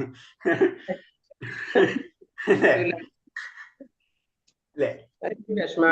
ഇത് രണ്ടും ചെയ്തിട്ടില്ലെങ്കിൽ പിന്നെ നമ്മൾ പറയില്ല. പിന്നെ അതിന് അത്രയും ഓപ്പോസിറ്റ് ആണ് നമ്മളെ ആക്ഷൻസ്. ഇതിൽ നിന്നാണ് ചെയ്യേണ്ടത്. അപ്പൊ വസ്ത്രാഭരണം എന്ന് പറയുമ്പോൾ വസ്ത്രം വെച്ച് കഴിഞ്ഞാൽ നമ്മ എല്ലാ കാര്യം. അപ്പൊ സിമ്പിൾ ആയിട്ട് പറഞ്ഞു കഴിഞ്ഞാൽ സിമ്പിൾ ലിവിങ്, ഹൈ തിങ്കിങ്. ഇതാണ് ഫസ്റ്റ് പ്രിൻസിപ്പിൾ. വളരെ സിമ്പിൾ ആയിട്ട് ജീവിക്കാൻ നമ്മൾ പഠിക്കണം. നമ്മളെ ഭൗതിക ലോകം എന്താണ് ഇപ്പൊ കണ്ടുകൊണ്ടിരിക്കുമ്പോൾ എന്താണ്, പണ്ടത്തെ വെച്ച് നോക്കുമ്പോ നേരെ ഓപ്പോസിറ്റ് ആണ് പോയിക്കൊണ്ടിരിക്കുന്നത് അല്ലെ? നമ്മളെ വീട്ടിൽ ഒന്ന് ചുറ്റും ഇങ്ങനെ ഒന്ന് കണ്ണോടിച്ചാൽ മതി, നമ്മൾ എത്ര ആഡംബരത്തിലാണ് നമ്മൾ ജീവിക്കുന്നത് അല്ലേ? ഒന്ന് ചുറ്റുന്ന് കണ്ണടിച്ചു നോക്കിയാൽ മതി, വേറെ ഒന്നും വേണ്ട. എന്തിനാ വാങ്ങിച്ചതെന്ന് നമുക്ക് അറിയില്ല, അത് അവിടെ ഇരിക്കുന്നുണ്ടാവും. അത് ചിലപ്പോ 10 വർഷമെങ്കിൽ അത് അവിടെ തന്നെ ഇരിക്കുന്നുണ്ടാവും. എല്ലാ കാര്യങ്ങളും അത് തന്നെയാണ്. ശരിക്കും എന്ന് പറഞ്ഞാൽ ഇതിനൊക്കെ കർമ്മഫലം. നമ്മൾ പറയും ഞാനൊന്നും ചെയ്യണില്ല, ഞാൻ പെർഫെക്റ്റ് എന്ന് പറഞ്ഞു കഴിഞ്ഞാൽ അത് തെറ്റാണ്. അവിടെ തന്നെ തെറ്റി. കാരണം ആ ഒരു വസ്തു നമ്മളെ വീട്ടിൽ വാങ്ങിച്ചിട്ടുണ്ടെങ്കിൽ അതിന്റെ പിറകിലുള്ള കർമ്മഫലങ്ങൾ നോക്കിയാൽ മതി, വേറെ ഒന്നും പോണ്ട. അതാണ് ആചാര്യന്മാര് അവര് 2 ഡ്രസ്സ് മാത്രമേ ഇടുകയുള്ളൂ. അവർക്ക് ഒറ്റ ഡ്രസ് ഉണ്ടാവുള്ളൂ, ഒരെണ്ണം തന്നെ ഉണ്ടാവുള്ളൂ. അതുകൊണ്ട് തന്നെയാണ് അവര് ചുറ്റി ആക്കി എടുക്കണം അവര്. അതിന് ആചാര്യന്മാര് അതിനവര് നമുക്ക് പഠിപ്പിച്ചു തരുന്നത്. സന്യാസിമാര് ആചാര്യന്മാരെന്നാണ് സന്യാസിമാര്. ആചരിക്കുന്നവരാണ് അവർ. ആചരിച്ച് നമുക്ക് കാണിച്ചവരാണ് എല്ലാവരും. അത് നമ്മളെ ഇവര് ഇപ്പൊ രൂപഗോസ്വാമിയും സനാതനും. ഇപ്പൊ രൂപഗോസ്വാമി ഉപദേശമാണ്. രൂപഗോസ്വാമിയുടെ ജീവിതം പറയുന്നത്, രൂപഗോസ്വാമി 2 പേരും, സനാതന ഗോസ്വാമി രൂപഗോസ്വാമിയും, അവര് എവിടെ കിടക്കണമെന്ന് അവർക്കറിയില്ല. ചിലപ്പോ അവര് ഏതെങ്കിലും മരത്തിന്റെ ചോട്ടിലവിടെ കിടന്നുറങ്ങാം. എന്തെങ്കിലും ആരെങ്കിലും തന്ന് അത് മാത്രം കഴിക്കുക. ഇത്തിരി ഗോതമ്പിന്റെ റൊട്ടിയാ, അതും അതേപോലെ തന്നെ ഇതും കടല, അങ്ങനെ അതിനൊന്നും ഒരു ചിന്തയില്ല. അത് തന്നെ വലിയൊരു കഥയുണ്ട്. സനാതന ഗോസ്വാമി എന്ന് തോന്നുന്നു ഭഗവാന് നിവേദിക്കും. അത് ഭഗവാന് നിവേദിക്കുന്ന കിട്ടുന്ന എന്തിട്ടുന്ന ഈ ഗോതമ്പിന് കിട്ടുക, അത് കത്തിച്ച് ചൂടാക്കിയിട്ട് കൊടുക്കണം. അവിടെ അവരെ ഭക്തിയുടെ തലാണ് കേട്ടോ അത് നമ്മൾ മനസ്സിലായി. അപ്പൊ ഭഗവാൻ പറഞ്ഞു കുറച്ചുകൂടി ഉപ്പെങ്കിലും ഇതിൽ ഇട്ടൂടെയെന്ന്. മനസ്സിലായി? ഭഗവാൻ ചോദിക്കുന്നു സനാതന ഗോസ്വാമിനോട്. മനസ്സിലായ? അവര് തമ്മിലുള്ള ആ സംസാരം അവര് തന്നെ പറഞ്ഞില്ലേ, അതാണ് ആ ഭക്തന്റെ തലങ്ങള്. മനസ്സിലായി? ഭഗവാൻ കുറച്ചെങ്കിലും ഉപ്പും കൂടെ എനിക്ക് ഇട്ടൂടെ എന്ന് ചോദിക്കുന്നുണ്ട്. അപ്പൊ എൻ്റെ കയ്യിൽ ഉപ്പില്ല. പിന്നെ അതിന്റെ വലിയൊരു കഥ എന്റെ പിറകിൽ നടക്കുന്നുണ്ട്. എന്നിട്ട് ഒരു കപ്പൽ വരുമ്പോ ആ കപ്പൽ അവിടെ നിൽക്കാണ്, എന്നിട്ട് പിന്നെ ഉപ്പ് കൊണ്ട് കൊടുക്കാണ്. അങ്ങനെ അതിന്റെ കഥകൾ. അപ്പൊ അന്ന് പറഞ്ഞ അതൊന്നും നമുക്ക് ചിന്തിക്കാനേ പറ്റില്ല. പക്ഷെ ശരിക്കും പറയണെന്ന് അറിഞ്ഞതൊക്കെ നമ്മൾ കുറയ്ക്കണം. നമുക്ക് മുഴുവനായിട്ട് ചെയ്യാൻ പറ്റില്ല, നമുക്കറിയാം. നമ്മൾ എന്ത് ചെയ്യേണ്ടത്? കുറച്ചെങ്കിലും നമ്മൾ കുറയ്ക്കുക. ആഡംബരം നമ്മൾ കുറയ്ക്കുക. വസ്ത്രം, ഭക്ഷണം ഇതൊക്കെ നമ്മൾ ഉപാസനയിലൂടെ കുറച്ച് ദിവസം നമ്മൾ സിംപ്ലിസിറ്റി കൊണ്ടുവരെ ജീവിതം. അതാണ് സാത്വിക ഗുണം എന്ന് പറയുന്നത്. ഇതൊക്കെ രജോ ഗുണമാണ്. ഈ രജോ നമ്മളിപ്പോ അതാണ് പറയുക, ഭൗതിക ലോകം മുഴുവൻ രജോ ഗുണത്തിൽ എന്ന് പറഞ്ഞത് രജോ ഗുണത്തിൽ വരുന്നതാണ് ഇതൊക്കെ. നമുക്ക് എത്ര കിട്ടിയാലും ആസക്തി, അത് രജോ ഗുണം. നമ്മൾ ഭൗതിക പഠിച്ച ആസക്തിയാണ്. അതിൽ നിന്ന് സാത്വിക ഗുണത്തിലേക്ക് കടന്നിട്ട് വേണം നമുക്ക് അടുത്ത സ്റ്റെപ്പായിട്ടുള്ള മുക്തിയിലേക്ക് കടക്കണം. മുക്തിയിൽ നിന്ന് കടന്നിട്ട് വേണം ഭക്തിയിലേക്ക് കടക്കണം. ഭക്തി തന്നെ പല തലങ്ങളുണ്ട്. ഇത് തന്നെ നമ്മൾ ഭഗവാൻ ശ്രീകൃഷ്ണനെ മാത്രമേ അറിയുള്ളൂ, പറയില്ല. അതിൽ തന്നെ പല ഭാവങ്ങളുണ്ട്, അതിലേക്കൊക്കെ കടക്കണം. അവരുടെ ഭാവങ്ങൾ അങ്ങനെയൊക്കെയാണ്. ഗോവിന്ദൻ നമ്മളെ ഭഗവാൻ ശ്രീകൃഷ്ണൻ എന്ന് പറഞ്ഞാലും ഗോവിന്ദൻ എന്ന് പറഞ്ഞാലും നമ്മളെ സംബന്ധിച്ച് ഒരേപോലെയാണ്. പക്ഷെ ഭക്തന്മാരെ സംബന്ധിച്ച് അത് രണ്ടും രണ്ടാണ്. വാസുദേവൻ വേറെ, ഭഗവാൻ ഗോവിന്ദൻ വേറെ. ഇതൊക്കെ വേറെ രൂപങ്ങളായിട്ടാണ് അവര് സങ്കല്പിക്കുന്നത്. അങ്ങനെയായിരിക്കും അറ്റാച്ച്മെന്റ് ഉണ്ടാവുക. അപ്പൊ അതൊക്കെ അവസ്ഥയിലേക്ക് എത്തുമ്പോഴേക്കും നമ്മള് ഈ കാര്യങ്ങളൊക്കെ നമ്മളിന്ന് പോയിരിക്കും. ആഡംബരമായിട്ടുള്ള വസ്ത്രധാരണം, രുചികരമായിട്ടുള്ള ഭക്ഷണ പദാർത്ഥങ്ങൾ. അപ്പൊ ഇനീഷ്യൽ സ്റ്റേജിൽ നമുക്ക് കഴിക്കാൻ നല്ല ടേസ്റ്റുള്ള ആഗ്രഹം ഉണ്ടെങ്കിൽ അറ്റ്ലീസ്റ്റ് ഭഗവാന് നമ്മൾ സമർപ്പിക്കുമെങ്കിലും നമ്മൾ ചെയ്യാം. അതുപോലെ തന്നെ നമ്മൾ എന്ത് കിട്ടിയാലും ഇന്ദ്രിയങ്ങളെ സത്പുത്മാരെ ഉണ്ടാക്കുന്നതിന് വേണ്ടി ഉപയോഗിക്കാം. അല്ലാതെ ഇന്ദ്രിയ പ്രീതിക്ക് ഉപയോഗിച്ചാൽ മായയിൽ അകപ്പെട്ടതായി കരുതാം. അതുപോലെ തന്നെ നമ്മളെ ഇന്ദ്രിയങ്ങളെ അത് നല്ല പുത്രന്മാരെ ഉൽപ്പാദിക്കും. അപ്പൊ എന്നാലും എന്താ പറയുന്നുണ്ട്, അത് ക്ലിയർ ആയിട്ട് ഞാൻ പറഞ്ഞിട്ടുണ്ട്. അതായത് ഭാര്യ ഭർത്തൃ ബന്ധത്തിന് കുഴപ്പമില്ല, അല്ലാത്ത ബന്ധങ്ങളിലേക്ക് ഒരിക്കലും പോകരുത്. ഏകാദശി, ജന്മാഷ്ടമി തുടങ്ങിയ വിശേഷ ദിവസങ്ങൾ ഉപവസിക്കുകയാണെങ്കിൽ ഉദരത്തിന്റെ ത്വരയെ നമുക്ക് നിയന്ത്രിക്കാം. നമ്മൾ ഏകാദശി വ്രതം എന്തിനാണ് ചെയ്യുന്നത്? പല വ്രതങ്ങൾ നമ്മൾ ചെയ്യണത് എന്താണ്? നമുക്ക് അല്ലെങ്കിൽ ഒരു പർട്ടിക്കുലർ 12 മണി ആയി കഴിഞ്ഞാൽ 1 മണിയാകുമ്പോൾ നമുക്ക് വിശപ്പ് തുടങ്ങും. അത് നിയമമാണ്, നമ്മ കഴിച്ചിരിക്കണം. ചിലപ്പോ നമ്മളെ നിയമമാണ്. ഉദരത്തിന് വലിയ പ്രശ്നം ഉണ്ടാവില്ല, പക്ഷെ നമ്മൾ ഉറപ്പിച്ചിരിക്കണം നമ്മൾ കഴിക്കണം. ഇവിടെ പറഞ്ഞ ഉദരത്തിന്റെ കാര്യമാണ്. ഇവിടെ നിങ്ങളുടെ ആലോചിച്ചാലേ 1 മണിയായി, വിശപ്പില്ലെങ്കിൽ ഞാൻ ഭക്ഷണം കഴിക്കും, അല്ലേ? ആ അവസ്ഥയാണ് ഇപ്പൊ. ഇതിന്റെ അപ്പുറത്തേക്ക് അവസ്ഥയിലേക്ക് നമ്മൾ കടന്നിട്ടുള്ളത്. ശരിക്കും തന്നെ 2 നേരം ഭക്ഷണം കഴിച്ചാൽ മതി. 3 നേരമല്ല 4 നേരം കഴിച്ചില്ലെങ്കിൽ അത് എന്റെ ഒരു സമാധാനത്തിന് വേണ്ടി കഴിക്കുന്നതാണ്. വയറിന് അത്ര ആവശ്യമില്ല. ഇവിടെ പറഞ്ഞ വയറിനെ നിർത്താനാണ് പറയുന്നത്. നമ്മളെ തന്നെ നിർത്തുന്നില്ല. അപ്പൊ അതിൽ പറഞ്ഞ അതിന് ഏകാദശിക്കൊക്കെ ആഴ്ചയില് അകപ്പാടെ 1 മാസത്തില് 2 പ്രാവശ്യം ഏകാദശി വരുന്നുള്ളൂ. അന്നാണ് ഏറ്റവും കൂടുതൽ ഭക്ഷണം കഴിക്കുക. അരി മാത്രം കഴിക്കില്ല എന്ന് മാത്രമേ ഉള്ളൂ, ബാക്കിയൊക്കെ കഴിക്കും. മനസ്സിലായ? അന്ന് ഏകാദശി 2 ദിവസം മുന്നേ തുടങ്ങും. നാളെ ഏകാദശിക്ക് എന്താ ഉണ്ടാക്കുന്നതാണ് ചിന്തിക്കുന്നത്. മനസ്സിലായ? അപ്പൊ അന്ന് കഴിക്കാൻ പാടില്ല. അതിന്റെ ഓപ്ഷൻസ് പറഞ്ഞത് നിർജ്ജലം എടുക്കാന്നാ പറയുന്നത്. നിർജ്ജലം എടുക്കാൻ പറ്റില്ല, വെള്ളം എടുക്കുക. വെള്ളം എടുക്കാൻ പറ്റില്ലെങ്കിൽ അടുത്തത് നമ്മള് ഫ്രൂട്ട്സ് കഴിക്കും. ഫ്രൂട്ട്സ് കഴിക്കാൻ പറ്റാത്തവർക്ക് ഫലമൂലാദികൾ കഴിക്കാം. അങ്ങനെ കൊണ്ടുവന്നിട്ടാണ് കൊണ്ടുവരുന്നത്. അപ്പൊ ഇതൊക്കെ അതിന്റെ കാര്യങ്ങൾ. ഇതൊക്കെ നമ്മൾ ചെയ്യണ എന്തെന്ന് വെച്ച് കഴിഞ്ഞാൽ നമ്മളെ ത്വരകൾ ഓരോന്നിനും നിയന്ത്രിക്കാൻ വേണ്ടിയാണ് ഈ നിയമങ്ങൾ കൊണ്ടുവന്നിട്ടുള്ളത്.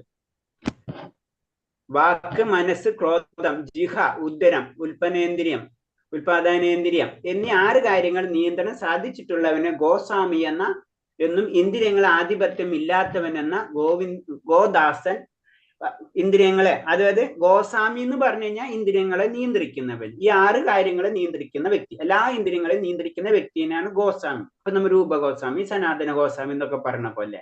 ഗോദാസൻ എന്ന് പറഞ്ഞു കഴിഞ്ഞാല് ഇന്ദ്രിയങ്ങളിൽ ആധിപത്യം ഇല്ലാത്തവനെ, അതായത് ഇന്ദ്രിയങ്ങളെ നിയന്ത്രിക്കാൻ കഴിവില്ലാത്തവനെ, അല്ലെങ്കിൽ ഇന്ദ്രിയങ്ങളെ ദാസൻ. ഇന്ദ്രിയങ്ങൾ എന്ത് പറയുന്നു അതിനനുസരിച്ച് പ്രവർത്തിക്കുന്നവൻ, അവനാണ് ഗോദാസൻ എന്ന് പറയുന്നത്. ജലജമാതാജി ഇന്നലെ ചോദിച്ചത്? ജലജമാതാജി ഉണ്ടാ? ജലജമാതാജിനെ കാണുന്നില്ല പ്രഭുജി. ജലജമാതാജി പോയാ? ഇന്ന് ഒട്ടുമിക്ക ആൾക്കാരും ലീവിലാണ്.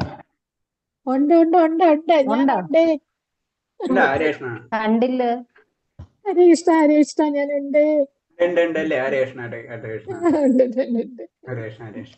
അപ്പൊ ഗോദാസനും ഗോസ്വാമി മനസ്സിലായില്ലേ? മനസ്സിലായില്ലേ? അപ്പൊ ഗോസ്വാമി എന്ന് പറയുമ്പോൾ എല്ലാ ഇന്ദ്രിയങ്ങളെയും നിയന്ത്രിക്കുന്ന വ്യക്തി, അവരാണ് ഗോസ്വാമി എന്ന് പറഞ്ഞത്. അപ്പൊ ഗോസ്വാമി എന്ന വാക്ക് ഗോക്കളുടെ അഥവാ ഇന്ദ്രിയങ്ങളുടെ അധിപൻ, ഗോക്കളുടെ അധിപൻ. അങ്ങനൂടെ ഒരു അർത്ഥമുണ്ട് ഗോസ്വാമി എന്നുള്ള അർത്ഥത്തിന്. ഗോക്കളുടെ അധിപൻ അഥവാ ഇന്ദ്രിയങ്ങളുടെ അധിപൻ എന്നർത്ഥം. ഗോദാസൻ എന്ന് പറഞ്ഞ ഇന്ദ്രിയങ്ങളുടെ ദാസൻ എന്നാണ് പറയേണ്ടത്. ഇന്ദ്രിയ പ്രീതിക്ക് വേണ്ടി മാത്രം ലോകത്തിൽ കഴിയുന്ന ഒരാൾക്ക് സ്വയപ്രയത്നം കൊണ്ടോ പ്രചോദനം കൊണ്ടോ സമ്മേളനങ്ങൾ കൊണ്ടോ കൃഷ്ണബോധമായി തീരാൻ ഒരിക്കലും ഒരു വഴിയുമില്ല. അപ്പൊ ഈ ഇന്ദ്രിയത്തിന്റെ പിറകെ പോയിക്കൊണ്ടിരുന്നു കഴിഞ്ഞാൽ നമുക്ക് പിന്നെ ലോകത്തിൽ കഴിയുന്ന ഒരാൾക്ക് സ്വയം പ്രയത്നം കൊണ്ടോ പ്രചോദനം കൊണ്ടോ സമ്മേളനം കൊണ്ടോ നമ്മൾ എന്ത് കേട്ടുകൊണ്ടോ നമ്മൾ എന്ത് പറഞ്ഞതുകൊണ്ടോ നമ്മൾ എന്ത് പ്രവർത്തിച്ചതുകൊണ്ടോ കാര്യമില്ല. ഇത് നിയന്ത്രിച്ചേ പറ്റൂ. ചുരുക്കി പറഞ്ഞു, ഇത് നിയന്ത്രിക്കാത്തോടത്തോളം കാലം നമുക്ക് പരിപൂർണമായിട്ട് കൃഷ്ണാവബോധത്തിലേക്ക് കടക്കാൻ കഴിയില്ല. ഇത് നിയന്ത്രിച്ചേ പറ്റൂ എന്നാണ് പറയുന്നത്. അതാന്തഗോക്കളായ ഇന്ദ്രിയങ്ങൾ എന്ന് പറഞ്ഞാൽ എന്താണ്? എന്താ മാതാജി? അതാന്തഗോവായ ഇന്ദ്രിയങ്ങളെ ജയിക്കാത്തവരായി കേട്ടില്ല, എന്താ പറയുന്നുണ്ടല്ലോ ബുക്കില്? അതാന്തഗോവായ കൃഷ്ണദാസനായിട്ടിരിക്കുവാൻ സാധ്യമല്ല. ബുക്കിലുണ്ടാ? ബുക്കില് ഏത് പേജാ? 15.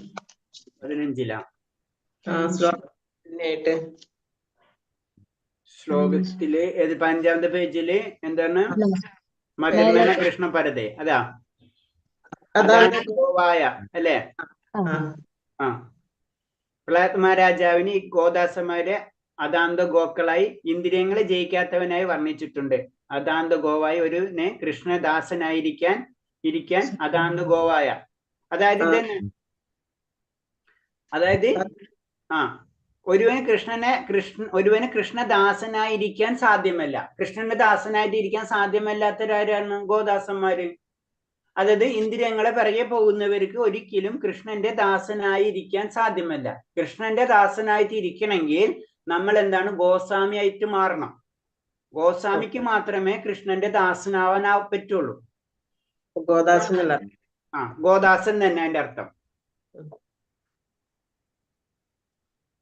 ഓക്കെ, അപ്പൊ നമ്മൾ ഇന്ന് പറഞ്ഞത് ഈ 6 കാര്യങ്ങളാണ്.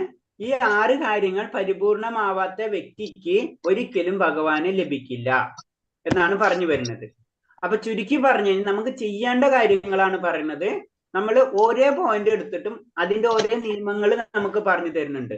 നമ്മൾ ആദ്യത്തെ കാര്യം പറഞ്ഞത് എന്താണ്? സംസാരത്തിന്റെ, അല്ലെ? സംസാരങ്ങൾ ശ്രദ്ധിക്കണം, അനാവശ്യമായിട്ട് സംസാരങ്ങൾ പാടില്ല. അപ്പൊ എന്താണ്? അതിനു വേണ്ടി നമ്മൾ എന്ത് ചെയ്യാം? നമ്മളെ സംസാരത്തെ ഭഗവാന്റെ കാര്യങ്ങളിൽ കൂടുതൽ ഉൾപ്പെടുത്താൻ ശ്രമിക്കുക. അല്ലാത്ത കാര്യത്തിൽ നിങ്ങൾ പിൻവലിയാൻ ശ്രമിക്കുക. അതാണ് നമ്മൾ ചെയ്യാൻ പറ്റുന്നത്. അതേപോലെ തന്നെ മനസ്സിന്റെ കാര്യം അതേപോലെ തന്നെ അനാവശ്യമായിട്ടുള്ള ആഗ്രഹങ്ങള്, വളരെയധികം ആഗ്രഹത്തിന്റെ പിറകുകൾ നമ്മൾ പോവാതിരിക്കുക. കോപത്തിന്റെ ത്വര, കോപം വരുന്നത് അത് നമ്മൾ നല്ല രീതിയിൽ ഉപയോഗിക്കും. ഇപ്പൊ ഞാൻ പറഞ്ഞില്ലേ, നല്ല കാര്യങ്ങളിലേക്ക് വേണ്ടി ആ കോപം വന്നാലും നെഗറ്റീവിനെ പോസിറ്റീവ് ആക്കാവുന്ന രീതിയിൽ കാര്യങ്ങൾ ചെയ്യാം. നാവിന്റെ ത്വര എന്ന പ്രസാദം നമുക്ക് ഇഷ്ടമാണെങ്കിൽ ഭഗവാന് അറ്റ്ലീസ്റ്റ് ഭഗവാനെ നിവേദിച്ചതിന് ശേഷം നമുക്ക് കഴിക്കാൻ ശ്രമിക്കുക. പിന്നെ വയറ്, അതാണ് പറഞ്ഞത്, അതിനെ നിയന്ത്രിക്കാൻ വേണ്ടിയാണ് നമ്മൾ ഏകാദശി വ്രതങ്ങൾ കാര്യങ്ങൾ നമ്മൾ ചെയ്യാം. പിന്നെ ജനേന്ദ്രിയത്തിന്റെ കാര്യം വരുമ്പോൾ അഹിത ബന്ധങ്ങൾ നമ്മൾ നിർത്താം. ഇങ്ങനത്തെ കാര്യങ്ങളാണ് ചെയ്യേണ്ടത്. ഇത്തരം കാര്യങ്ങൾ ചെയ്താൽ മാത്രമേ ഒരു വ്യക്തിക്ക് പരിപൂർണനായിട്ടുള്ള ഒരു ഭക്തനായി തീരാൻ കഴിയുള്ളൂ എന്നാണ് പറഞ്ഞു വരുന്നത്. ഹരേ കൃഷ്ണ.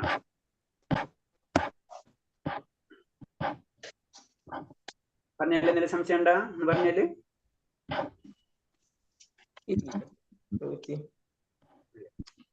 സംശയങ്ങളില്ല, പക്ഷെ അത് പ്രാക്ടിക്കലാക്കാൻ ഇത്തിരി ബുദ്ധിമുട്ടുണ്ടെന്ന് മാത്രമേ അല്ലേ? ഇച്ചിരി കടുപ്പാ പ്രഭുജി. ഇച്ചിരി കടുപ്പാണ്. പരിശ്രമിക്കാം. അഭ്യാസകാവുന്ന എന്ന് പറഞ്ഞാല് പ്രത്യേകിച്ച് പതുക്കെ പരിശീലിച്ച് പറയില്ലേ, നമ്മള് വലിയൊരു മലയുടെ പിറകിലാണ് നിൽക്കുന്നത്. മല നോക്കാം, ഇടക്കിട്ട് പതുക്കെ അങ്ങനെ പതുക്കെ കയറാം. നമുക്കറിയാം ഹിമാലയം കയറാന്ന് പറഞ്ഞാൽ പ്രാക്ടിക്കലല്ല. പക്ഷെ ആ ഹിമാലയത്തിൽ അധികം നോക്കണ്ട, നമുക്ക് ഓരോ സ്റ്റെപ്പുകൾ മുന്നിലേക്ക് എടുത്തു വെക്കാം. അത്രേ ഉള്ളൂ ലക്ഷ്യം. പക്ഷെ നമ്മുടെ കൂടുന്തോറും തനിയെ വന്നോളൂ ഇതൊക്കെ. ഏതാ? ഏജ് കൂടുന്തോറും മിക്കവാറും ഇതൊക്കെ തനിയെ വരാറുണ്ട്.